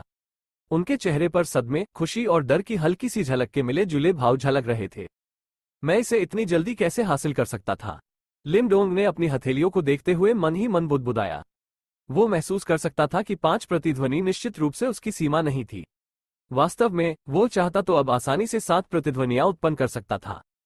प्रशिक्षण की इस प्रगति ने लिन डोंग को चकित कर दिया। लिन परिवार की युवा पीढ़ी में कई अन्य लोग भी थे जिन्होंने पेनिट्रेटिंग फिस्ट का भी अभ्यास किया। बहरहाल वो उन दुर्लभ लोगों में से एक थे जो इतनी कम उम्र में 7 प्रतिध्वनि उत्पन्न कर सकते थे। चैनल को सब्सक्राइब करें। ये कैसे हो गया? लिन डोंग की भौहें तन गईं, उसके चेहरे की भौहें आपस में उलझ गईं। क्षण भर बाद उसका हाथ उसके सीने के क्षेत्र में चला गया और एक रहस्यमयी पत्थर के तावीज को एक भीतरी जेब में छिपा दिया। यही वो वस्तु थी जो उसने कल गुफा से प्राप्त की थी। यदि लिन डोंग के शरीर पर संदेह के योग्य कोई वस्तु थी, तो ये पत्थर का तावीज निश्चित रूप से सूची में सबसे ऊपर होगा। यह वस्तु, क्या ये वास्तव में इतनी शक्तिशाली है? जैसे ही लिन डोंग ने पत्थर के तावीज को पकड़ा, उसने महसूस किया कि उसकी हथेली से ठंडक फैल रही है। इस अनुभूति के लिए धन्यवाद। उसके शरीर में दर्द का दर्द थोड़ा शांत हो गया था। अपने दिल में उमड़ती भावनाओं को निगलते हुए लिन डोंग ने ध्यान से पत्थर के तावीज को वापस भीतरी जेब में छिपा दिया। उसके अंतर्मन ने उसे बताया कि इस पत्थर के ताबीज में असाधारण शक्तियां हैं और वह जानता था कि यदि इस खोज की खबर फैली, तो यह निश्चित रूप से एक तबाही को आमंत्रित करेगा। इसलिए किसी और को इसके बारे में पता न चले तो ज्यादा अच्छा होगा। पत्थर के तावीज को रखने के बाद लिन डोंग ने दरवाजा खोला और अपने कमरे से बाहर चला गया। सबसे पहले वो लियू यान द्वारा तैयार किए गए कुछ नाश्ते को खाने के लिए आगे बढ़ा, इससे पहले कि वो रॉक गुफा में वापस फिसल गया। वर्तमान में उसका शरीर दर्द से तड़प रहा था। वह जानता था कि यदि वो अभी अपना गहन अभ्यास जारी रखता है, तो यह निश्चित रूप से उसके शरीर को घायल कर देगा। शुक्र है उसने रॉक पूल के चमत्कारी गुणों की खोज की थी। इस प्रकार लिन डोंग के लिए यह कोई समस्या नहीं थी। रॉक पूल में ताज़ा खून टपकाते हुए लिन डोंग ने अंत में बाहर निकलने से पहले आधे घंटे तक सोखने का आनंद लिया। उसके शरीर का दर्द बिना किसी निशान के गायब हो गया था और उसका शरीर अपनी चरम स्थिति में लौट आया था।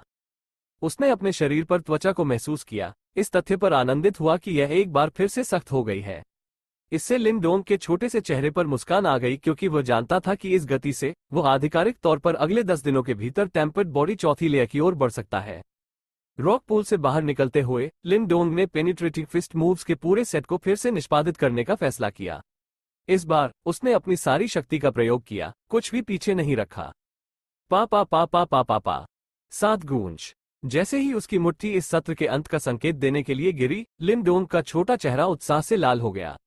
इस 7 गूंज पेनिट्रेटिंग फिस्ट से लैस उसे विश्वास था कि अगर वो लिन शान से दोबारा मिला तो यह निश्चित रूप से उनके आखिरी मुकाबले की पुनरावृत्ति नहीं होगी। फिर से जवाबी कार्रवाई का मौका दिए बिना उसे इतनी आसानी से नहीं पीटा जाएगा। लिन डोंग का उत्साह आखिरकार फीका पड़ गया और उसने एक बार फिर से अपने आप को शांत कर लिया। खुद पर हंसते हुए वो गुफा से बाहर निकले और अपना दैनिक गहन प्रशिक्षण शुरू किया। भले ही उसे अब इस चमत्कारी रॉक पूल की सहायता मिल गई थी, फिर भी लिन डोंग एक मूलभूत सिद्धांत को समझता था। चैनल को सब्सक्राइब करें।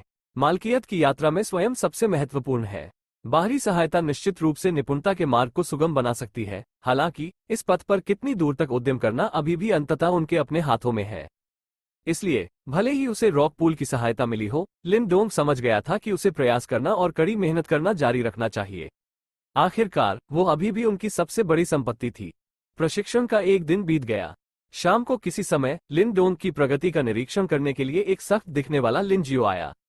लिन डोंग के प्रशिक्षण के संबंध में वो अक्सर बेहद कठोर और सख्त थे। हालांकि देखने के बाद लिन डोंग ने पेनिट्रेटिंग फिस्ट से लगातार 3 प्रतिध्वनियां उत्पन्न की। भले ही उसने एक सख्त अभिव्यक्ति बनाए रखने की कोशिश की, उसके चेहरे पर आश्चर्य और संतुष्टि का एक हल्का निशान दिखाई दिया। अपने पिता के चेहरे पर अभिव्यक्ति देखकर लिन डोंग ने चुपके से राहत की सांस ली। अपने मन में उसने खुद को हंसते हुए कल्पना की कि लिन जियो की अभिव्यक्ति क्या होगी यदि वो जानता है कि लिन डोंग पहले से ही लगातार 7 प्रतिध्वनि उत्पन्न कर सकता है। गर्मी के बीच में लिन परिवार की युवा पीढ़ी का हर एक सदस्य पूरी लगन से प्रशिक्षण ले रहा था। वे समझ गए कि 6 महीने में होने वाली पारिवारिक प्रतियोगिता उनके लिए बेहद महत्वपूर्ण थी। चूंकि लिन परिवार एक अत्यंत शक्तिशाली या प्रतिष्ठित परिवार नहीं था, वे हर सदस्य को सर्वोत्तम प्रकार का उपचार प्रदान करने में असमर्थ थे। इसलिए यदि कोई लिन परिवार से सर्वश्रेष्ठ मार्शल आर्ट प्रशिक्षण और अमृत प्राप्त करना चाहता है तो उसे खुद को असाधारण साबित करना होगा।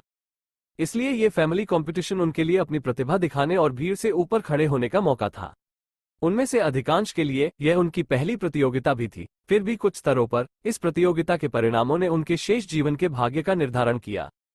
एक आदमी जिसे परिवार द्वारा बहुत अधिक तैयार किया गया था, वो निश्चित रूप से अपने प्रशिक्षण की तुलना में अपने प्रशिक्षण में बहुत तेजी से प्रगति करेगा। बेशक कुछ विशेष अपवाद थे। जैसा कि हर कोई आगामी पारिवारिक प्रतियोगिता की गहन तैयारी कर रहा था, इस अवधि के दौरान लिन डोंग को ज्यादा परेशानी का सामना नहीं करना पड़ा और अगले 10 रातों तक सोने के बाद वो एक पूर्ण शिक्षक को अंधेरे अंतरिक्ष में उसकी प्रतीक्षा करते हुए पाएंगे। पेनिट्रेटिंग फिस्ट से अगली प्रतिध्वनि उत्पन्न करना कठिन होता जा रहा था। विशेष रूप से 7वीं प्रतिध्वनि के बाद कठिनाई तेजी से बढ़ गई। इसलिए 10 दिनों के गहन प्रशिक्षण के बाद भी लिन डोंग मुश्किल से 9वीं प्रतिध्वनि उत्पन्न कर पाए।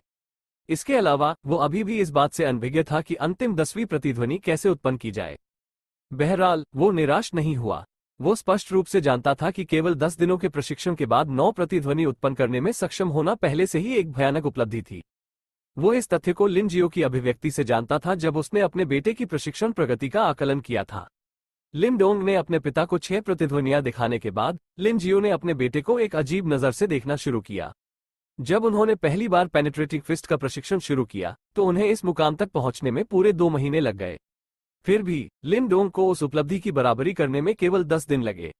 इसलिए उसकी उल्लेखनीय प्रगति को देखकर लिन जियो के पास शब्द नहीं थे। इसके अलावा जब लिन डोंग पेनिट्रेटिंग फिस्ट में ड्रिल कर रहा था तब भी उसने अपने टेम्पर्ड बॉडी को प्रशिक्षित करना जारी रखा। रॉक पूल के चमत्कारी प्रभावों के लिए धन्यवाद। वो लिन जियो द्वारा दिए गए प्रशिक्षण शासन की तीव्रता को चुपके से गुणा करने में सक्षम था। हर बार जब लिन डोंग अपने दर्द से भरे शरीर को रॉक पूल में घसीटता था तो वो प्रशिक्षण के दूसरे दौर के लिए तैयार होने के सिर्फ आधे घंटे के बाद तरोताजा और फिर से सक्रिय हो जाता था। भले ही उनका प्रशिक्षण दर्दनाक और थका देने वाला था, लेकिन इसके प्रभाव बेहद स्पष्ट थे। कुछ दिनों के बाद उसके शरीर की त्वचा इस हद तक सख्त हो गई थी कि कभी कभी वो खुद को चोट पहुंचाए बिना सीधे चट्टानों पर मुक्का भी मार सकता था। इसके अलावा जब उन्होंने पेनिट्रेटिंग पंच का उपयोग किया तो उन्होंने पाया कि उत्पादित बल 1.5 गुना से अधिक बढ़ गया था। इस गति के आधार पर उसे अंततः टेम्पर्ड बॉडी की चौथी परत तक पहुंचने में कुछ ही समय लगेगा। अध्याय 7, टेम्पर्ड बॉडी चौथी परत। कूलन गुफा में लिन डोंग रॉक पूल में आराम कर रहा था, अपने शरीर में तरल भिगोने की रहस्यमयी ताजा अनुभूति का आनंद ले रहा था। उनके छोटे से चेहरे पर खुशी के भाव। रॉक पूल के भीतर लिन डोंग के शरीर पर एक हल्के लाल तरल के निशान एकत्र हुए, क्योंकि यह धीरे धीरे उसके छिद्रों से रिश्ता था, जिससे उसकी दर्द वाली मांसपेशियों को पोषण मिलता था और उसकी हड्डियां मजबूत होती थीं। इसी तरह लिन डोंग के शरीर ने भूख से तरल पदार्थ को निगल लिया, जैसे कि वो कोई भूखा भूत हो। बस जैसे ही लिन डोंग अपनी आंखें बंद करके लेटा था, उसने अचानक पूल के पानी के उछाल को महसूस किया और उसकी त्वचा के निचले हिस्से में खुजली का दर्द शुरू हो गया। इस अचानक खुजली वाले दर्द के कारण लिन डोंग प्रतिक्रिया में घबरा गया। जल्दी से अपनी आंखें खोलकर उसने देखा कि उसके शरीर से त्वचा के छोटे छोटे टुकड़े निकल रहे हैं। यह नजारा देख उनके चेहरे की खुशी खुशी में बदल गई। त्वचा का झड़ना ठीक यही तब होता है जब कोई टेम्पर्ड बॉडी की चौथी परत के लिए आगे बढ़ता है। मैं अंत में इस कदम पर पहुंच गया हूं। लिन डोंग ने अपने होंठ चाटे, उसका दिल उत्साह से भर गया। टेम्पर्ड बॉडी में 9 परतें होती हैं। पहली 3 परतें साधारण शारीरिक सुधार थी। टेम्पर्ड बॉडी 4 लेयर में आगे बढ़ने के बाद ही कोई व्यक्ति प्रशिक्षण से वास्तविक लाभ प्राप्त कर सकता है। अपनी खाल उतारने के बाद नया चमड़ा चट्टान या लकड़ी की तरह कठोर हो जाता है। इसके अलावा किसी की ताकत और लचीलापन बहुत बढ़ जाएगा। इस प्रकार टेम्पर्ड बॉडी की चौथी परत टेम्पर्ड बॉडी की तीसरी परत की तुलना में अधिक मजबूत होती है। लिन डोंग की चौकस निगाहों के नीचे उसके शरीर की त्वचा तेजी से छिल गई। पूरी तरह से चमड़ी निकल जाने के बाद उसने कूदने से पहले अपने पूरे शरीर को रॉक पूल में डुबो दिया। उसने धीरे धीरे अपनी हथेली से नई त्वचा को महसूस किया। उसे चिकनी लकड़ी या चट्टान को छूने जैसा लगा, सिवाय इसके कि यह एक विशेष प्रकार की कठोरता थी। पा पा पा अपनी उत्तेजना को दबाते हुए लिन डोंग ने तुरंत ही पेनिट्रेटिंग फिस्ट को अंजाम देना शुरू कर दिया। उसकी चाल से हवा चली, जिससे जमीन पर पड़ी धूल ऊपर उठ गई। उनकी आभा स्पष्ट रूप से पहले अतुलनीय थी। चैनल को सब्सक्राइब करें। अपने चेहरे पर मुस्कुराहट के साथ लिन डोंग ने अपनी मुट्ठी नीचे कर ली। उसने रॉक पूल पर एक नजर डाली और हंसा, धन्यवाद। हंसते हुए लिन डोंग को अचानक कुछ याद आया। रॉक पूल को घूरते ही उसकी भौहें तन गईं। अवशोषित करने के 10 दिनों के दौरान उन्होंने महसूस किया कि पूल के अंदर हल्के लाल तरल की मात्रा धीरे धीरे कम होती दिख रही थी। ऐसा लगता है कि पूल में हल्के लाल तरल की मात्रा अंततः समाप्त हो जाएगी। लिन डोंग ने अपना सिर खुजलाया, इस तथ्य पर जरा भी उन्मत्त नहीं था। उसने अपने कपड़ों की जेब में छिपाकर रखी हुई एक छोटी और पारदर्शी बोतल निकाली। बोतल के करीब से निरीक्षण करने पर लाल तरल की 2 बूंदों के भीतर होने का पता चला। कुछ समय के लिए पत्थर के तावीज को अपने शरीर पर ले जाने के बाद लिन डोंग एक छोटे से रहस्य को उजागर करने में कामयाब रहा। उन्होंने महसूस किया कि हर 5 दिनों में पत्थर के तावीज पर एक छोटी सी दरार लाल तरल की एक बूंद से भर जाएगी। लाल तरल की यह बूंद लिन डोंग के लिए अपरिचित नहीं थी, क्योंकि यह ठीक वैसा ही तरल था जिसे उसने रॉक पूल में देखा था जब यह उसके रक्त के संपर्क में आया था। हालांकि रॉक पूल में हल्के लाल तरल की तुलना में लाल तरल की यह बूंद स्पष्ट रूप से बहुत अधिक केंद्रित थी। ऐसा प्रतीत होता है कि रॉक पूल तरल को अनिश्चित काल तक धारण नहीं कर सकता है। लिन डोंग ने विचार किया, यदि नहीं तो इतने वर्षों के बाद रॉक पूल उस लाल तरल से पूरी तरह से संतृप्त हो जाना चाहिए, और केवल 10 दिनों के लिए इसका उपयोग करने के बाद उसे विलुप्त होने के लक्षण नहीं दिखाना चाहिए। ऐसा लगता है कि मैं अपनी अगली यात्रा पर इसे स्वयं भर दूंगा। लिन डोंग ने छोटी बोतल को सहलाया, वो उसे छोड़ना नहीं चाहता था। ये तरल अत्यंत दुर्लभ और मूल्यवान था। इसमें पूरे 5 दिन लग गए जब तक कि वो केवल एक छोटी बूंद प्राप्त नहीं कर सका। उसने लिन जियो को चुपके से इस तरल की एक बूंद पिलाने का मौका खोजने की भी उम्मीद की थी। चूंकि तरल में चमत्कारी प्रभाव थे, उनका मानना था कि यह लिन जियो की चोटों के इलाज में एक बड़ी मदद होगी।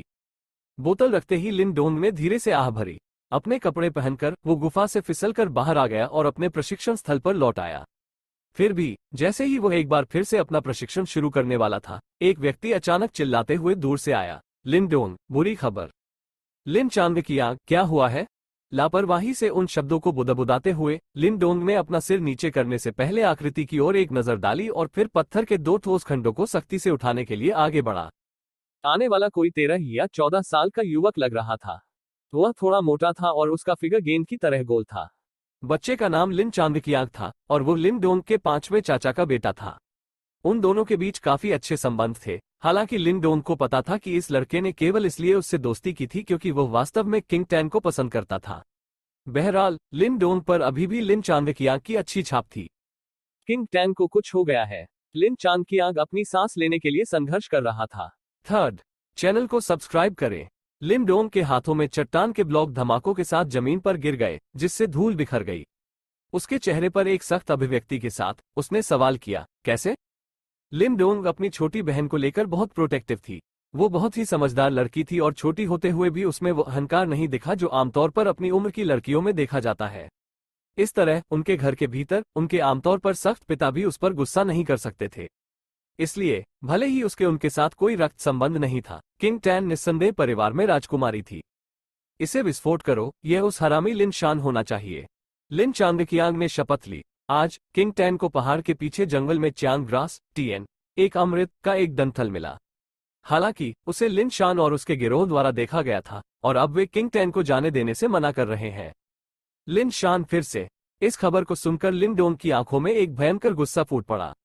वो जानता था कि किंग टैन अपने प्रशिक्षण में सहायता के लिए कुछ अमृत खोजने के लिए जंगल जा रहा था। पूर्व में वो पहले भी ऐसा कर चुकी है।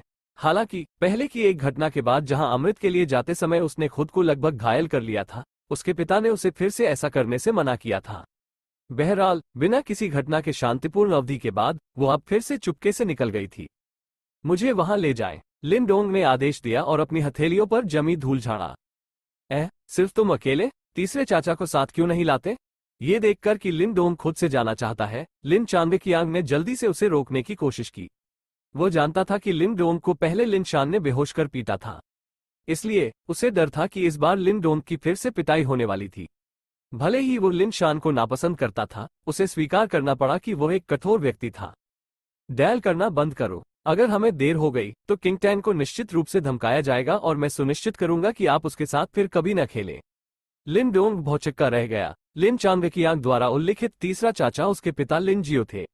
हालांकि युवा पीढ़ी के मामलों में हस्तक्षेप करने वाले एक वयस्क का सबसे बुरा परिणाम कठोर ड्रेसिंग डाउन होगा और ये लिन डोंग के दिल में गुस्से को शांत करने के लिए पर्याप्त नहीं था। ठीक है, तुम जीत गए। मेरे पीछे आओ। बाद में जब लिन शान हमला करता है तो मुझे कुछ हिट ब्लॉक करने में मदद करने दे। आखिरकार मैं टेम्पर्ड बॉडी तीसरी परत पर हूं, इसलिए मैं निश्चित रूप से कुछ वार कर सकता हूं। लिन चांगकियांग ने अपना सिर खुजलाया। लिन डोंग की धमकी से थोड़ा अचंभित हुआ। फिर वो लिन डोंग को अपनी बहन के पास ले जाने के लिए आगे बढ़ा। जैसे ही उसने लिन चांगकियांग के गोल शरीर को देखा, लिन डोंग अनजाने में हंस पड़ा। हालांकि अगले ही पल उसके चेहरे के भाव गहरे हो गए। अपने होठों को पीसते हुए उसने कसम खाए, लिन शान, इस बार मैं तुम्हें कुत्ते की तरह पीटूंगा। अध्याय 8 संघर्ष। लिन परिवार जिले के पीछे पहाड़ों में एक अपेक्षाकृत विशाल जंगल था। यदि कोई भाग्यशाली होता तो कभी कभार उस जंगल में 1 या 2 अमृत मिल सकता था। इस प्रकार जब भी उनके पास कुछ समय होता, लिन परिवार की युवा पीढ़ी हमेशा अपनी किस्मत आजमाने आती। जैसे कोई शायद कह सकता है कि लिन परिवार के बीच जंगल काफी लोकप्रिय जगह थी। इस समय जंगल के प्रवेश द्वार पर काफी भीड़ थी। ये सभी युवा किशोर थे, स्पष्ट रूप से लिन परिवार की युवा पीढ़ी। मानव दीवार के पीछे सड़क के केंद्र में मजबूत आकृतियों का एक समूह बस मार्ग को अवरुद्ध करने के लिए हो रहा है। इन आकृतियों के पीछे हल्के रंग के परिधान में एक युवा लड़की थी। लड़की की मुखाकृति एक पेंटिंग की तरह थी और उसकी त्वचा ताजा गिरी हुई बर्फ की तरह सफेद थी। हालांकि वो अभी भी जवान थी, लेकिन उसकी सुंदरता पहले से ही कई लोगों की सांसें रोक रही थी और ये देखकर दंग रह गई थी। और इस समय उसकी आंखें, जो आमतौर पर जीवन से भरपूर थीं, अब गुस्से से उसके सामने आकृतियों को घूर रही थीं। उसके छोटे से गंदगी से ढके हाथ ने आग जैसे लाल पौधे को कसकर पकड़ लिया था जो एक बेहोश सुगंध का उत्सर्जन कर रहा था। लिन शान, ज्यादा दबंग मत बनो। किंग टैन ने भीड़ के मुखिया की एक विशेष आकृति को देखा। उसकी आमतौर पर जीवंत आवाज में गुस्से के निशान थे। हे, हमने कल ही इस स्कारलेट सनग्रास की खोज की थी। ये सिर्फ इतना है कि हमने इसे पुनः प्राप्त करने के लिए आज तक इंतजार किया। फिर भी जो हमारा था वो ले लिया। फिर भी तुम कैसे कह सकते हो कि मैं दबंग हूं? सामने की आकृति एक नौजवान की निकली जो लगभग 14 या 15 वर्ष की आयु का लग रहा था। इस बिंदु पर वो क्रोधित किंग टैन को देखते हुए अपनी बाहों को मोड़कर मुस्कुरा रहा था। ये बकवास है। लिन शान को तथ्यों को तोड़ मरोड़ने की कोशिश करते हुए सुनकर किंग टैन का छोटा सा चेहरा गुस्से से लाल हो गया। उसने इस स्कारलेट सनग्रास को खोजने के लिए बहुत प्रयास किया था। वो बदमाश इसे पहले कैसे ढूंढ सकता था? और अगर उसने वास्तव में इसे पहले पाया जैसा उसने कहा, तो वो संभवतः इसे वहां कैसे छोड़ सकता था? क्या ऐसा हो सकता है कि वो जानबूझकर किसी और को लेने के लिए इंतजार कर रहा था? मैं बकवास नहीं बोल रहा हूं। लिन शान ने किंग टैन को देखा, जो गुस्से में भी आकर्षक लग रहा था। फिर भी वो मुस्कुरा रहा था और उसने कहा, किंग टैन, मुझे स्कारलेट सनग्रास दे दो और मैं तुम्हें जाने दूंगा। इसके बारे में भी मत सोचो। किंग टैन ने अपने दांत पीस लिए। इस अवधि के दौरान उसने देखा था कि कैसे लिन डोंग ने इतनी मेहनत से प्रशिक्षण लिया था, जैसे कि उसका जीवन खतरे में था। वो ये भी समझ गई थी कि अगर लिन डोंग आगामी कबीले प्रतियोगिता में अच्छा प्रदर्शन नहीं करता है तो न केवल उसे बल्कि उसके माता पिता को भी जबरदस्त झटका लगेगा। इस प्रकार इस अवधि के दौरान वो हमेशा यहाँ सिर्फ एक अमृत खोजने की उम्मीद में आई थी, ताकि वो लिन डोंग को अपनी प्रशिक्षण गति बढ़ाने में मदद कर सके। और बड़ी मशक्कत के बाद आखिरकार आज स्कारलेट सनग्रास का एक दंथल मिल गया, तो वो इसे उस भयानक बदमाश को कैसे सौंप सकती थी। चूंकि यह ऐसा है, ऐसा लगता है कि आप केवल इस जगह पर रात बिता सकते हैं। लिन शान ने आगे बढ़ने से पहले किंग टैन की ओर देखते हुए हंसते हुए कहा। अभी अभी उस लड़के लिन चानविकियांग को भागते हुए लग रहा था, उसे लिन डोंग को खोजने जाना चाहिए था ना। अच्छा, मैं अभी भी उस आखिरी पिटाई से संतुष्ट नहीं हूं जो मैंने उसे दी थी। इन शब्दों पर किंग टैन का नन्हा चेहरा बदल गया। वो जानती थी कि लिन डोंग और लिन शान आमतौर पर कभी एक दूसरे से आंख मिलाकर नहीं देखते थे और जब भी वे मिलते थे तो लड़ने के लिए उतावले हो जाते थे। हालांकि जब भी वे लड़ते थे लिन डोंग हमेशा स्टिक के छोटे सिरे पर समाप्त होता था। मुझे स्कारलेट सनग्रास दे दो और मैं उसे नहीं हराऊंगा। वह आवाज कैसी है? किंग टैन के नन्हे चेहरे को बदलते देख लिन शान दिल खोलकर हंसा, खुद पर प्रसन्न हुआ। तुम बदमाश। किंग टैन ने अपने होंठ काट लिए, उसकी आंखें पहले से ही कुछ लाल थी। इस लुक को देखकर कई लोगों को उसके लिए कुछ अफसोस होगा। हालांकि किंग टैन लिन परिवार का हिस्सा नहीं थी, लेकिन क्योंकि वो पहले से ही इतनी सुंदर और इतनी जीवंत युवा लड़की थी, लिन परिवार का जिक्र करने की भी जरूरत नहीं है। उसने कई युवाओं की आराधना की थी, पूरे कीशान टाउन में भी। फिर भी हालांकि भीड़ में कई लोग उसके लिए खेद महसूस कर रहे थे और घटनाओं के इस मोड़ पर असंतुष्ट महसूस कर रहे थे, कुछ विचार करने के बाद उन्होंने कदम नहीं उठाने या कुछ भी कहने का फैसला किया। लिन परिवार की युवा पीढ़ी के बीच लिन शान थोड़ा अत्याचारी था। न केवल उनके पास पर्याप्त मात्रा में ताकत थी, बल्कि उनके पिता लिन परिवार के वित्त के प्रभारी भी थे। इस प्रकार कोई भी उसे अपमानित करने के लिए तैयार नहीं था, और भले ही वे जाकर पुरानी पीढ़ी को उसकी रिपोर्ट करें, लिन शान को अधिक से अधिक केवल 1 या 2 दिनों के लिए बंद कर दिया जाएगा। साथ ही बाहर निकलने के बाद वो निश्चित रूप से उस व्यक्ति के खिलाफ जवाबी कार्रवाई करेगा जिसने उसकी सूचना दी थी। इसलिए युवा पीढ़ी के बीच किसी के साथ उनके संघर्ष की बहुत कम घटनाएं हुई। चैनल को सब्सक्राइब करें। क्या आप इसे नहीं सौंपेंगे? यदि आप जल्दी नहीं करते हैं तो मुझे डर है कि लिन डोंग किसी भी समय आ जाएगा। लिन शान ने ताना मारा, जैसे कि वो आसपास का सर्वेक्षण कर रहा हो, जैसे कि वो लिन डोंग के आगमन की प्रतीक्षा कर रहा हो। इसे ले। किंग टैन की आंखों में शिकायत के आंसू आ गए, फिर भी वो जिद पर अड़ी रही। स्कारलेट सनग्रास को आखिरी बार अपने हाथों में कसकर पकड़ते हुए उसने लिन शान की ओर फेंकने से पहले अपने दांतों को पीस लिया। हे अच्छी लड़की। जवाब में लिन शान ने लाल रंग की सनग्रास को पकड़ने के लिए खुशी से आगे कदम बढ़ाया, जो उसके रास्ते में आ गई थी। हालांकि जैसे ही वो स्कारलेट सनग्रास को हवा से बाहर निकालने वाला था, एक आकृति अचानक भीड़ में घुस गई और उसके शरीर में जोर से घुस गई। जबरदस्त बल के कारण वो अंत में रुकने से पहले सीधे जमीन पर 2 चक्कर लगाने लगा। अचानक हुए इस घटनाक्रम ने सभी को हैरान कर दिया। उनकी निगाहें झट से ये देखने लगी कि सहानुभूति रखने वालों की ओर मुड़ने से पहले कौन आया था। हरामी। लिन शान अपने पूरे शरीर पर जमी गंदगी की परवाह न करते हुए जमीन से रेंगते हुए ऊपर आए। उन्होंने उस आकृति को देखा जो अब उसी स्थान पर खड़ी थी जिस पर वो पहले बैठा था। जैसे ही उसने उपहास किया, लिन डोंग, अच्छा, ऐसा लगता है कि आपने कुछ दिनों में कुछ गेंदें उगाई हैं जिन्हें हमने एक दूसरे को नहीं देखा है। मुझे लगता है कि पिछली बार मैंने आपको बहुत हल्के में छोड़ दिया था और आपने अभी तक अपना सबक नहीं सीखा है। लिन शान, मैंने तुम्हें पहले ही स्कारलेट सनग्रास दे दी है, तुम्हें और क्या चाहिए? किंग टैन ने गुस्से में कहा, क्योंकि लिन शान का दुर्भावनापूर्ण रूप देखकर उसका छोटा सा चेहरा बदल गया। उसने जल्दी से स्कारलेट सनग्रास को उठाया जो जमीन पर गिर गया था और उसे लिन शान पर फेंक दिया। मैं आज अमृत लूंगा और उसे भी मारूंगा। लिन शान ने उपहास करते हुए स्कारलेट सनग्रास को पकड़ा। आप। इन शब्दों पर किंग टैन का छोटा सा चेहरा गुस्से से भर गया। उसके छोटे छोटे हाथ मुट्ठी बन गए, यहां तक कि उसने सपने में भी नहीं सोचा था कि लिन शान एक ऐसा बदमाश होगा। लिन डोंग भी लिन शान के असभ्य और अनुचित आचरण पर उपहास किए बिना नहीं रह सका। इसके तुरंत बाद उसने किंग टैन को एक तरफ खींच लिया और लिन शान के शब्दों का जवाब दिया, मैं अमृत लूंगा और आज तुम्हें हरा दूंगा। हाँ। लिन डोंग के शब्दों पर लिन शान स्पष्ट रूप से दंग रह गया। हालांकि वो जल्दी से होश में आ गया और जोर से हंस पड़ा। उपहास भरी निगाहों से उसने पूर्व की ओर देखा और कहा, लगता है कि मैंने पहले तुम्हारे सिर पर कुछ ज्यादा जोर से मारा होगा। बाकी भीड़ ने भी चकित होकर लिन डोंग की ओर देखा। हालांकि मजबूत इरादों वाला होना अच्छा था, लेकिन अगर कोई अपनी सीमाओं को लांघता है तो वह सजा मांगेगा। दोनों पहले भी कई बार लड़ चुके थे, लेकिन हर बार इसका अंत हमेशा लिन डोंग को काले और नीले रंग से पीटने में होता था। लिन डोंग गे, उसके साथ लड़ाई मत करो, हमें उस स्कारलेट सनग्रास की आवश्यकता नहीं है। ये देखते हुए कि लिन डोंग लिन शान के खिलाफ फिर से संघर्ष करना चाहता है, किंग टैन ने जल्दी से उसे वापस खींच लिया। उसकी आवाज में चिंता का निशान था। हाँ, लिन डोंग, एक सच्चा आदमी लड़ने से बेहतर जानता है जब उसके खिलाफ बाधाओं का ढेर हो। वापस जाओ और थोड़ी देर के लिए प्रशिक्षण लो, इससे पहले कि तुम वापस आओ और इस कमीने को सबक सिखाओ। लिन चांगकियांग, जो लिन डोंग के पीछे पीछे चल रहे थे, ने तुरंत बाद वाले को सलाह देने के लिए अपना मुंह खोल दिया। छोड़ना चाहते हैं? यह इतना आसान नहीं है। लिन शान ने उपहास किया। अगले ही पल उसका फिगर आगे बढ़ गया। कुछ ही कदमों में वो लिन डोंग के सामने आया। उसकी पांचों उंगलियां तेजी से एक मुट्ठी में जकड़ी हुई थी, जो उसकी छाती की ओर उड़ रही थी क्योंकि यह हवा की तेज आवाज को हल्का सा उत्सर्जित कर रही थी। पा लिन डोंग ने लिन शान की पूरी तरह से संचालित मुट्ठी को देखा। उसके मुंह के कोने उपहास में बदल गए। फिर भी वो नहीं झुका और नहीं चकमा दिया, बल्कि उसकी हथेली बाहर निकली और लिन शान की मुट्ठी में धंस गई, जिससे भीड़ की निगाहें विस्मय की ओर मुड़ गईं। जैसे ही मुट्ठी हथेली से मिली, चट्टानों के आपस में टकराने जैसी तेज आवाज सुनाई दी। हालांकि भीड़ को जो आश्चर्य हुआ वो ये था कि लिन डोंग वास्तव में लिन शान के मौके को प्राप्त करने में सफल रहा था। चैनल को सब्सक्राइब करें। टेम्पर्ड बॉडी चौथी परत। उस आदान प्रदान के बाद लिन शान समझ सकते थे कि कुछ सही नहीं था। उनके प्रतिद्वंदी की त्वचा को ऐसा लगा कि यह कम से कम उनकी तरह सख्त था। इतनी सख्त त्वचा स्पष्ट रूप से किसी ऐसे व्यक्ति की थी जो टेम्पर्ड बॉडी की चौथी परत तक पहुंच गया था। ये कैसे संभव है? ये बच्चा आधे महीने पहले केवल दूसरी परत पर था, वो अचानक चौथी परत पर कैसे चढ़ गया?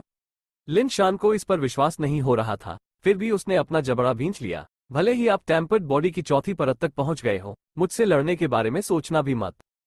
Falling rock fist. लिन शान ने अपनी मुट्ठी हटा ली और अचानक एक चीख निकली। उसकी बांह पर नीली नसें बाहर निकलने लगी, तेजी से उसकी पूरी बांह पर फैल गईं। इसके तुरंत बाद मुट्ठी की कई छवियां दिखाई दी। चट्टानों की तरह वे लिन डोंग के सिर की ओर क्रूरता से टकराईं। उस तरह की शक्ति विस्फोट से उड़ने वाली चट्टानों के समान थी। Lower category level 1 martial arts, following rock fist.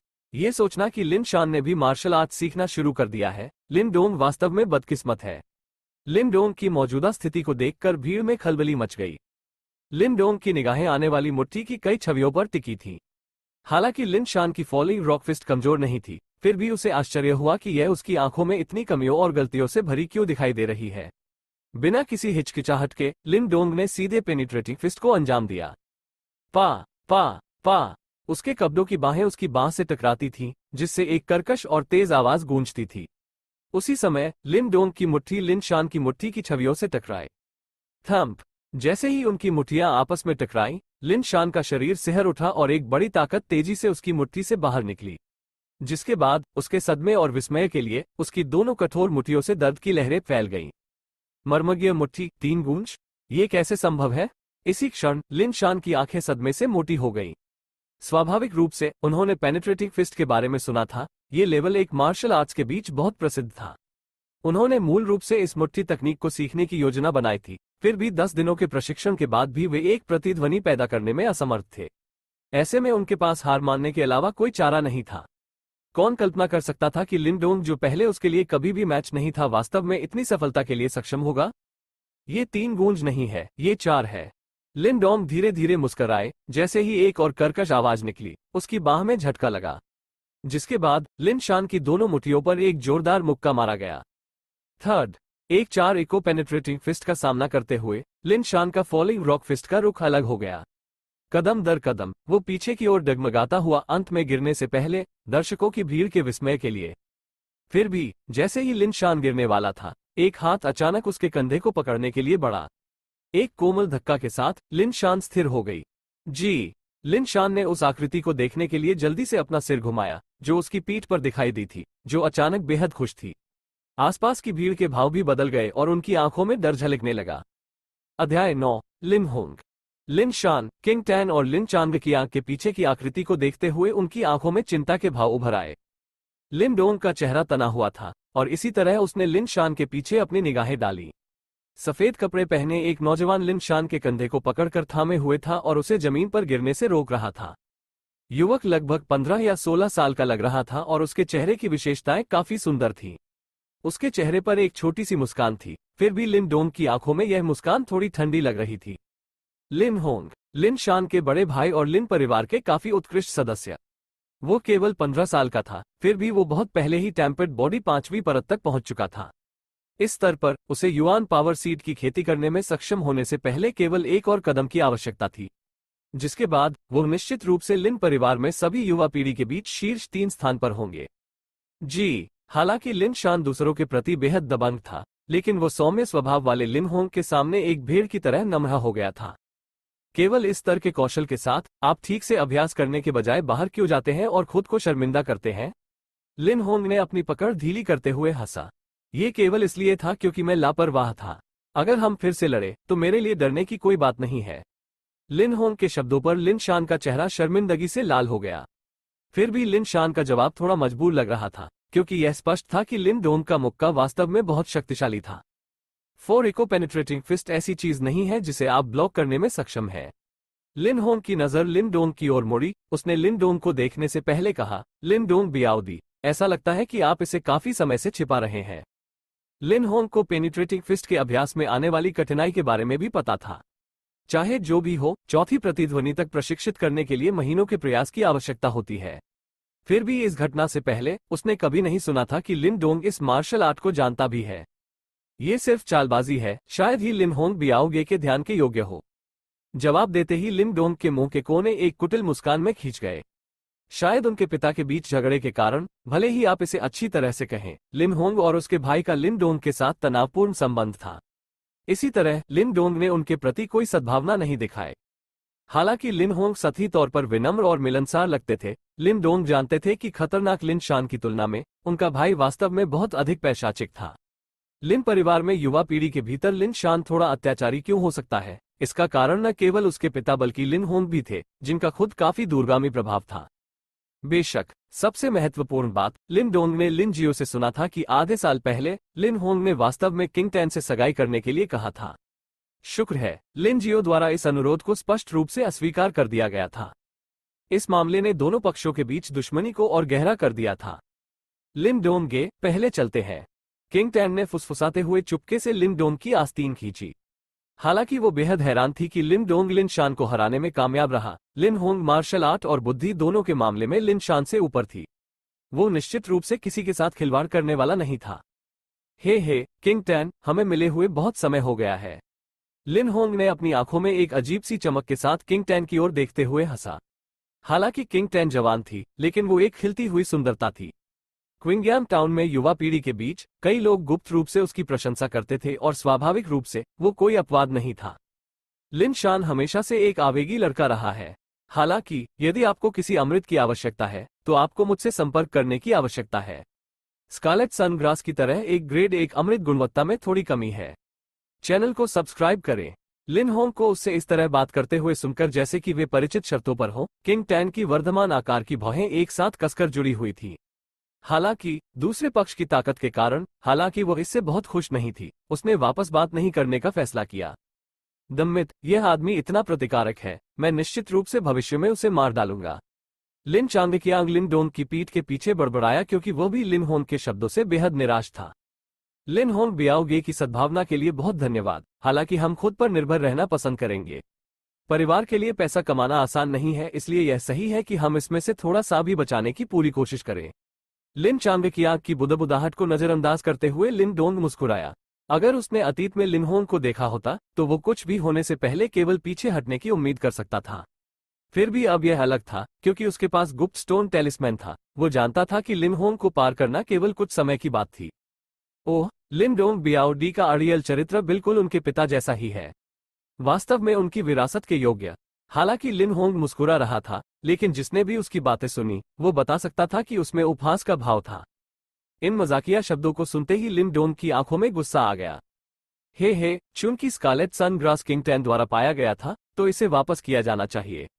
झल्लाहट नहीं किंग टैन, इस सब के बाद मैं निश्चित रूप से इस असभ्य व्यक्ति को सबक सिखाने में आपकी मदद करूंगा। लिन होंग ने लिन शान के हाथों से स्कारलेट सनग्रास लिया और फिर मुस्कुराते हुए किंग टैन की ओर लहराया। उसकी हरकतों को देखकर किंग टैन ने अपने छोटे होठों को सिकोड़ लिया। स्कारलेट सनग्रास को पुनः प्राप्त करने के लिए आगे बढ़ने की हिम्मत नहीं हुई। उसे चिंता थी कि लिन होंग भविष्य में लिन डोंग के लिए मुसीबत खड़ी करने के लिए इस मौके का फायदा उठा सकता है। यदि ऐसा है तो वो इस स्कारलेट सनग्रास को त्याग देगी। जवाब में लिन होंग के मुंह के कोने मदद नहीं कर सके, लेकिन थोड़ा ऊपर उठे। ऐसा लगता है कि लिन होंग बियाओगे वास्तव में एक उदार व्यक्ति है। फिर भी इससे पहले कि उसके चेहरे पर मुस्कान आती, लिन डोंग ने हंसी के साथ बीच में ही उसे रोक दिया। जिसके बाद भीड़ की चौकस निगाहों के नीचे लिन डोंग आगे बढ़ा और लिन होंग के पास पहुंचा और उसने बिना किसी खेद के स्कारलेट सनग्रास को पकड़ने के लिए अपना हाथ बढ़ाया। लिन डोंग की अचानक हरकत से लिन होंग का चेहरा कठोर हो गया। बाद वाला अपनी आंखों में एक बर्फीली नजर के साथ सीधे पूर्व की ओर देखता रहा। भीड़ के सामने लिन डोंग की हरकतों ने लिन होंग के गौरव को ठेस पहुंचाई थी। हालांकि लिन डोंग ने लिन होंग की घूरने की ओर से आंखें मूंद ली और उसने स्कारलेट सनग्रास को छीनने के लिए और अधिक बल लगाने का प्रयास किया। फिर भी उसने पाया कि लिन होंग का हाथ मेटल पिंकस की तरह स्कारलेट सनग्रास को पकड़े हुए था। एक बार में लिन डोंग मुस्कुराया और पूछा, तो क्या लिन होंग बियाओगे अचानक इस स्कारलेट सनग्रास को पसंद करते हैं? इन शब्दों को सुनकर लिन होंग की आंखों के कोने फड़कने लगे और उसने धीरे धीरे अपनी पकड़ ढीली की। लिन डोंग पर खंजर घूरते हुए वो हंसा और कहा, लिन डोंग बियाओ दी, मुझे भी आपकी पेनिट्रेटिंग मुट्ठी में दिलचस्पी है। क्या आप मेरे साथ एक हल्के द्वंद्व में शामिल होने को तैयार होंगे? लिन डोंग के जवाब की प्रतीक्षा किए बिना लिन होंग ने अचानक एक कदम आगे बढ़ाया और उसकी हथेली लिन डोंग की छाती की ओर उड़ गई। लिन शान के हमले के बाद जो हवा का झोंका आया वो पहले से कहीं ज्यादा तेज था। ये देखकर कि लिन होंग ने बोलते ही अपना हमला शुरू कर दिया, लिन डोंग के चेहरे की अभिव्यक्ति गहरी हो गई क्योंकि उसने अपने महत्वपूर्ण अंगों की रक्षा के लिए तेजी से अपनी दोनों भुजाओं को अपनी छाती के सामने उठाया। थर्ड, जैसे ही उन्होंने एक दूसरे पर घूंसे मारे, लिन डोंग ने तुरंत एक जोरदार ताकत और तेज दर्द महसूस किया जो उसके हाथ से टकरा रहा था, जिससे वो 10 कदम पीछे हट गया। शुक्र है कि उसकी नींव पक्की थी, इसलिए वो जमीन पर गिरकर मरोड़ नहीं पाया। युआन पावर, टेम्पर्ड बॉडी छठी परत। अपने शरीर को स्थिर करते हुए लिन डोंग ने लिन होंग को घूरते हुए बुदबुदाया। उसने स्पष्ट रूप से एक अत्यंत कमजोर प्रकाश को बात की मुट्ठी में देखा था। ये स्पष्ट रूप से युआन पावर का प्रभाव था। इसका मतलब है कि लिन होंग ने वास्तव में टेम्पर्ड बॉडी 6 लेयर के दायरे में प्रवेश किया था और उसके शरीर में एक युआन पावर सीड पैदा हो गया था। चैनल को सब्सक्राइब करें। लिन होंग ने लिन डोंग पर एक नजर डाली, उसकी भौहें आपस में जुड़ी हुई थी। तथ्य ये है कि वो बाद वाले को एक चाल में हराने में अप्रत्याशित रूप से विफल रहा था, उसके साथ अच्छी तरह से नहीं बैठा। फिर भी उसे विश्वास था कि वो लिन डोंग को 5 चालों में हरा सकता है। यह वो आत्मविश्वास था जो उसने खुद पर किया था, जिसने टेम्पर्ड बॉडी 6 लेयर हासिल की थी। लिन डोंग बियाओ डी वास्तव में कुशल है, फिर से आओ। उसकी आंखों में खतरनाक चमक ने संकेत दिया कि लिन होंग ने लिन डोंग को इतनी आसानी से जाने देने की योजना नहीं बनाई थी। एक तेज हंसी के साथ वो एक बार फिर बात की ओर दौड़ा। हालांकि इस बार भीड़ में से कई लोग जवाब में हौंफने लगे क्योंकि वे स्पष्ट रूप से देख सकते थे कि उनके शरीर पर बेहद कमजोर प्रकाश छाया हुआ था। जैसे ही उसने उस दुर्जय लिन होंग को देखा, लिन डोंग की आंखों में क्रोध तेज हो गया। अपनी पेनिट्रेटिव मुट्ठी के साथ एक ऑल आउट काउंटर लॉन्च करने के लिए तैयार होने पर उसने अपने दांत पीस लिए। फिर भी इससे पहले कि वे फिर से टकराते, एक क्रोधित स्वर अचानक चिल्लाया, तुम दोनों अभी रुक जाओ। लिन होंग के कदम तुरंत रुक गए जैसे ही उसके कानों में आवाज आई। जैसे ही वो देखने के लिए मुड़ा, उसने एक युवती को भीड़ से बाहर निकलते देखा। उसके सुंदर चेहरे पर लाल गर्म क्रोध था। युवती लाल रंग के कपड़े में थी और वो लगभग 17 से 18 साल की लग रही थी। वो दूसरों की तुलना में थोड़ी बड़ी और बड़ी थी और उसके चेहरे की विशेषताओं को सुंदर माना जा सकता था। जैसे ही उसकी भूरी पोनीटेल उसकी पतली कमर तक लटकी हुई थी, उसकी थोड़ी सी खड़ी भौहों ने उसे एक वीर भावना दी जो किसी भी पुरुष से नहीं हारेगी। ये लिन जिया जी है। उक्त महिला को देखते ही आसपास की भीड़ भड़क उठी। ओह, ये लिन जिया जी की तरह लग रहा है। लिन होंग लाल कपड़े पहने महिला को देखकर मुस्कुराया। लिन होंग, चूंकि हम सभी लिन परिवार से हैं, क्या आपको वास्तव में द्वंद्व युद्ध के दौरान युआन पावर का उपयोग करने की आवश्यकता है? लिन जिया ने भीड़ को देखते हुए अपनी भौहें चढ़ाते हुए जवाब दिया, हम अभी खेल रहे थे। चूंकि लिन जियो जी ने बात की है, अब हम स्वाभाविक रूप से अच्छे हैं। लिन होंग लापरवाही से बुदबुदाया। इस मौके पर लिन डोंग ने भी अपनी मुट्ठी हटा ली और लिन जिया जी का विनम्रता से अभिवादन किया। यह महिला उनके पहले चाचा की बेटी थी और भले ही वो महिला थी, वो लिन परिवार में युवा पीढ़ी के बीच सबसे उत्कृष्ट व्यक्ति थी। वास्तव में यह अफवाह थी कि वो आधे साल पहले ही टेम्पर्ड बॉडी 6 लेयर में आगे बढ़ चुकी थी और अभी कोई नहीं जानता था कि वो कितनी दूर तक बढ़ी है।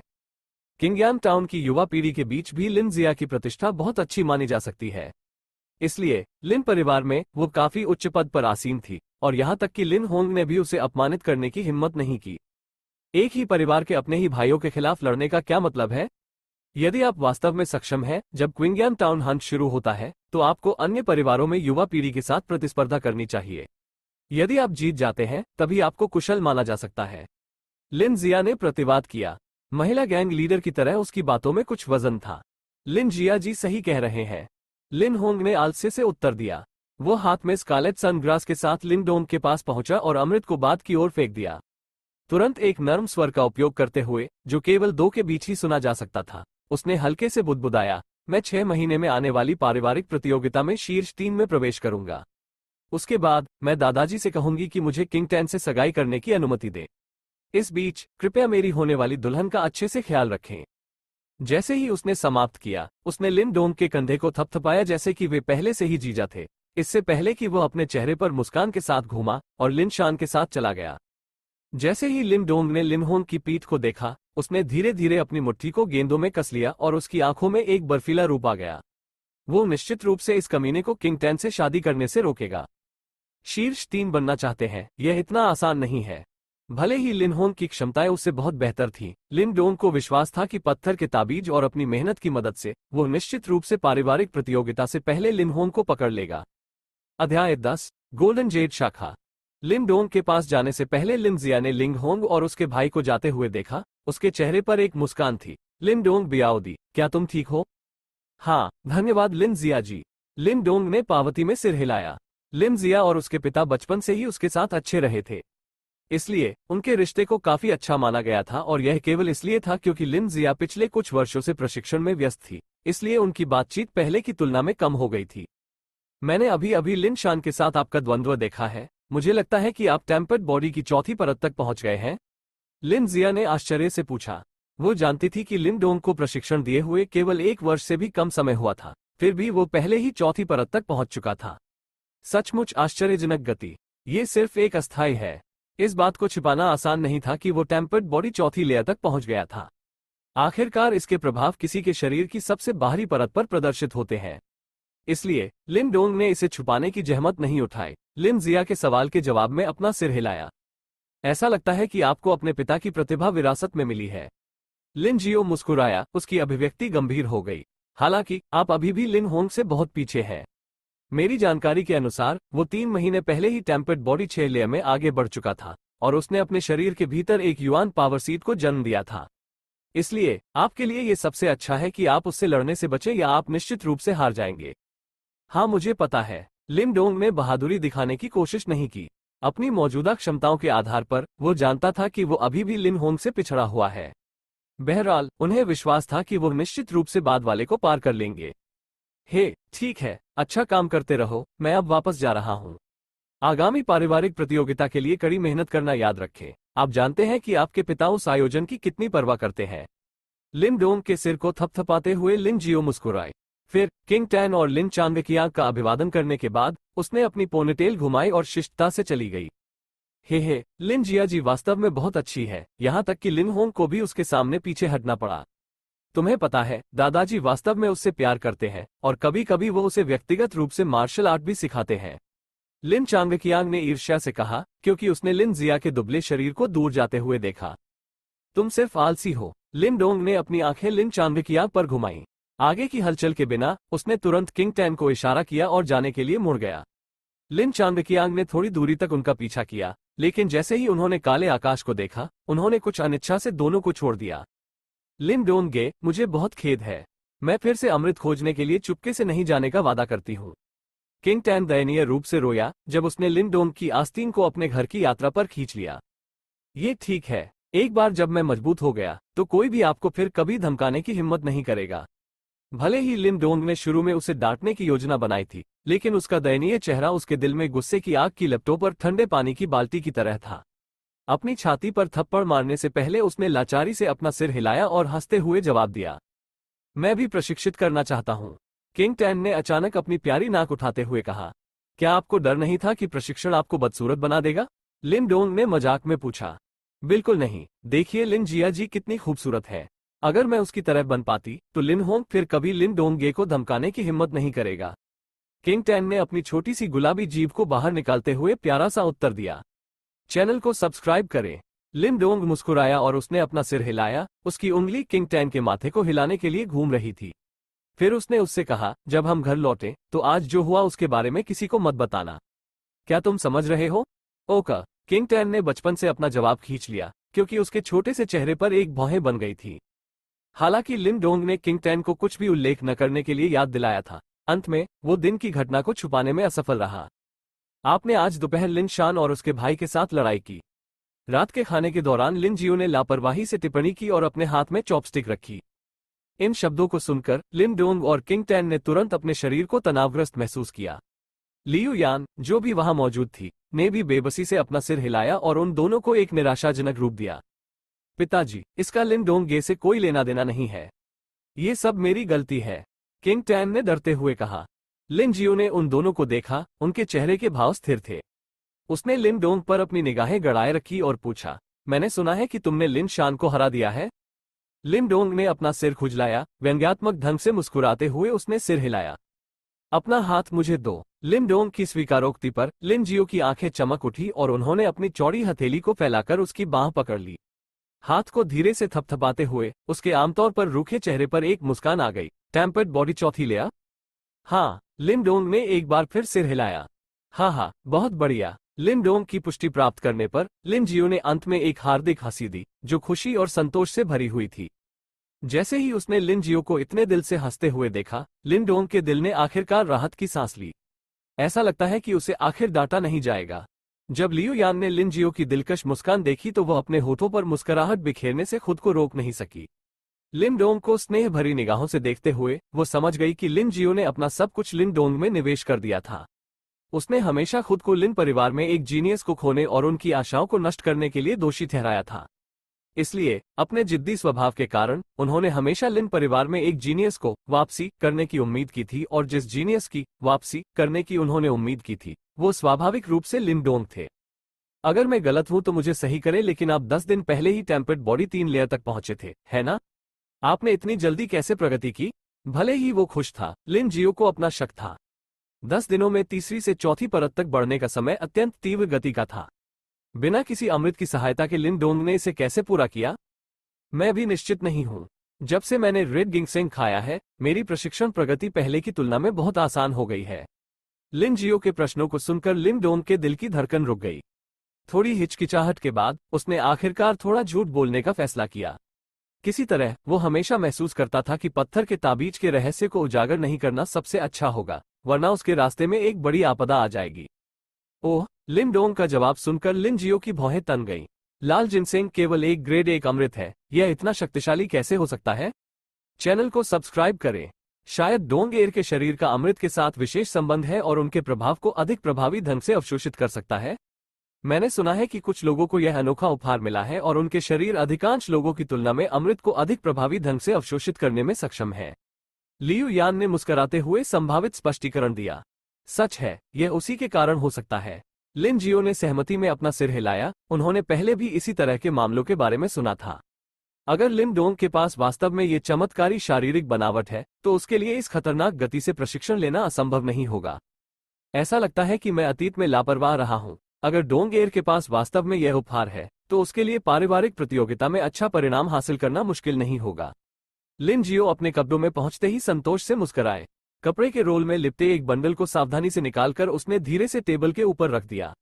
जैसे ही उसने कपड़ा खोला, कमरे में तुरंत एक सुगंध फैल गई और उनकी आंखों के सामने एक हल्की सुनहरी शाखा दिखाई दी। शाखा सोने के रंग की थी और उस सुनहरी चमक के भीतर एक हल्का हरा तरल धीरे धीरे बहता था, एक कैल्सेनी के समान। ये है एक ग्रेड 2 अमृत, गोल्डन जेड शाखा। सुनहरी शाखा को देखते ही लियू यान हौंफने लगी। क्या यह ग्रेड 2 अमृत जैसा दिखता है? लिन डोंग ने उत्सुकता से सुनहरी शाखा को देखा, उसके मुंह के कोने नीचे की ओर खींच रहे थे। भले ही यह सामान्य से बाहर दिखता था, पत्थर के ताबीज से आए रहस्यमय तरल की तुलना में लिंक क्यूई की मात्रा कम थी। हे, मुझे कल पहाड़ों में इस अमृत पर आने का सौभाग्य मिला। लियू यान, इस अमृत को डोंग एयर के लिए कल उबालो। लिन जियो ने यह कहते हुए मुस्कुरा दिया। फिर भी जल्द ही उसका चेहरा थोड़ा पीला पड़ गया, क्योंकि उसने 2 बार हिंसक रूप से खांसा। पिताजी, मुझे इसकी आवश्यकता नहीं है, कृपया इसे अपनी चोटों के लिए रखें। लिन डोंग ने झट से जवाब दिया। चिंता न करें, कल जब मैं इस अमृत को प्राप्त कर रहा था तो मैंने बस एक मुश्किल जानवर से निपटने के लिए थोड़ी ऊर्जा खर्च की थी। यह कोई बड़ी बात नहीं है। आखिरकार मैं इन सभी वर्षों में अपनी चोटों के साथ रहा हूँ। ये अमृत शायद ही मेरे लिए कोई फर्क कर पाएंगे। लिन जियो ने कहा, जैसे उसने अपना हाथ एक तरफ से हिलाया। इसके अलावा कुछ महीनों के समय में ये पारिवारिक प्रतियोगिता होगी। इस अवधि के दौरान आपको अपने प्रशिक्षण पर ध्यान देना चाहिए। अमृत की चिंता मत करो, पिता को इस समस्या को संभालने दो। लिन डोंग की आंखें लाल हो गईं, क्योंकि उसने लिन जियो के आमतौर पर सख्त चेहरे पर खुशी के भाव देखे। एक शब्द के बिना उसने हल्के से अपना सिर हिलाया और खुद से बुदबुदाया, पिताजी, चिंता मत करो। मैं तुम्हें निराश नहीं करूंगा। देर हो चुकी है, थोड़ा आराम करो। आपके पास अभी भी कल प्रशिक्षण है। लिन जियो ने अपना हाथ हिलाया, लिन डोंग को जाने और आराम करने के लिए कहा। हाँ, लिन डोंग के जवाब देने के बाद वो और किंग टैन खाने की मेज से उठे और अपने कमरे में चले गए। यहां तक कि जब वे कमरे से बाहर निकले तब भी वे लिन जियो की दिलकश हंसी सुन सकते थे। ये हंसी कुछ ऐसी थी जो उन्होंने लंबे समय से नहीं सुनी थी। जैसे ही उसने धीरे से अपनी मुट्ठी बांधी, लिन डोंग ने अपना सिर घुमाया और किंग टैन को आराम करने के लिए अपने कमरे में लौटने का इशारा किया। फिर भी उसने अचानक देखा कि उसका सुंदर गढ़ा हुआ चेहरा पीला पड़ गया है, क्योंकि सफेद और ठंडी हवा के धागे धीरे धीरे उसके शरीर से बाहर निकल रहे हैं, जिससे आसपास की जमीन पर ठंड बढ़ रही है। अरे नहीं, ठिठुरन भरी ठंड फिर से भड़क गई है। किंग टैन में इस अचानक विकास को देखकर लिन डोंग की अभिव्यक्ति भी बदल गई।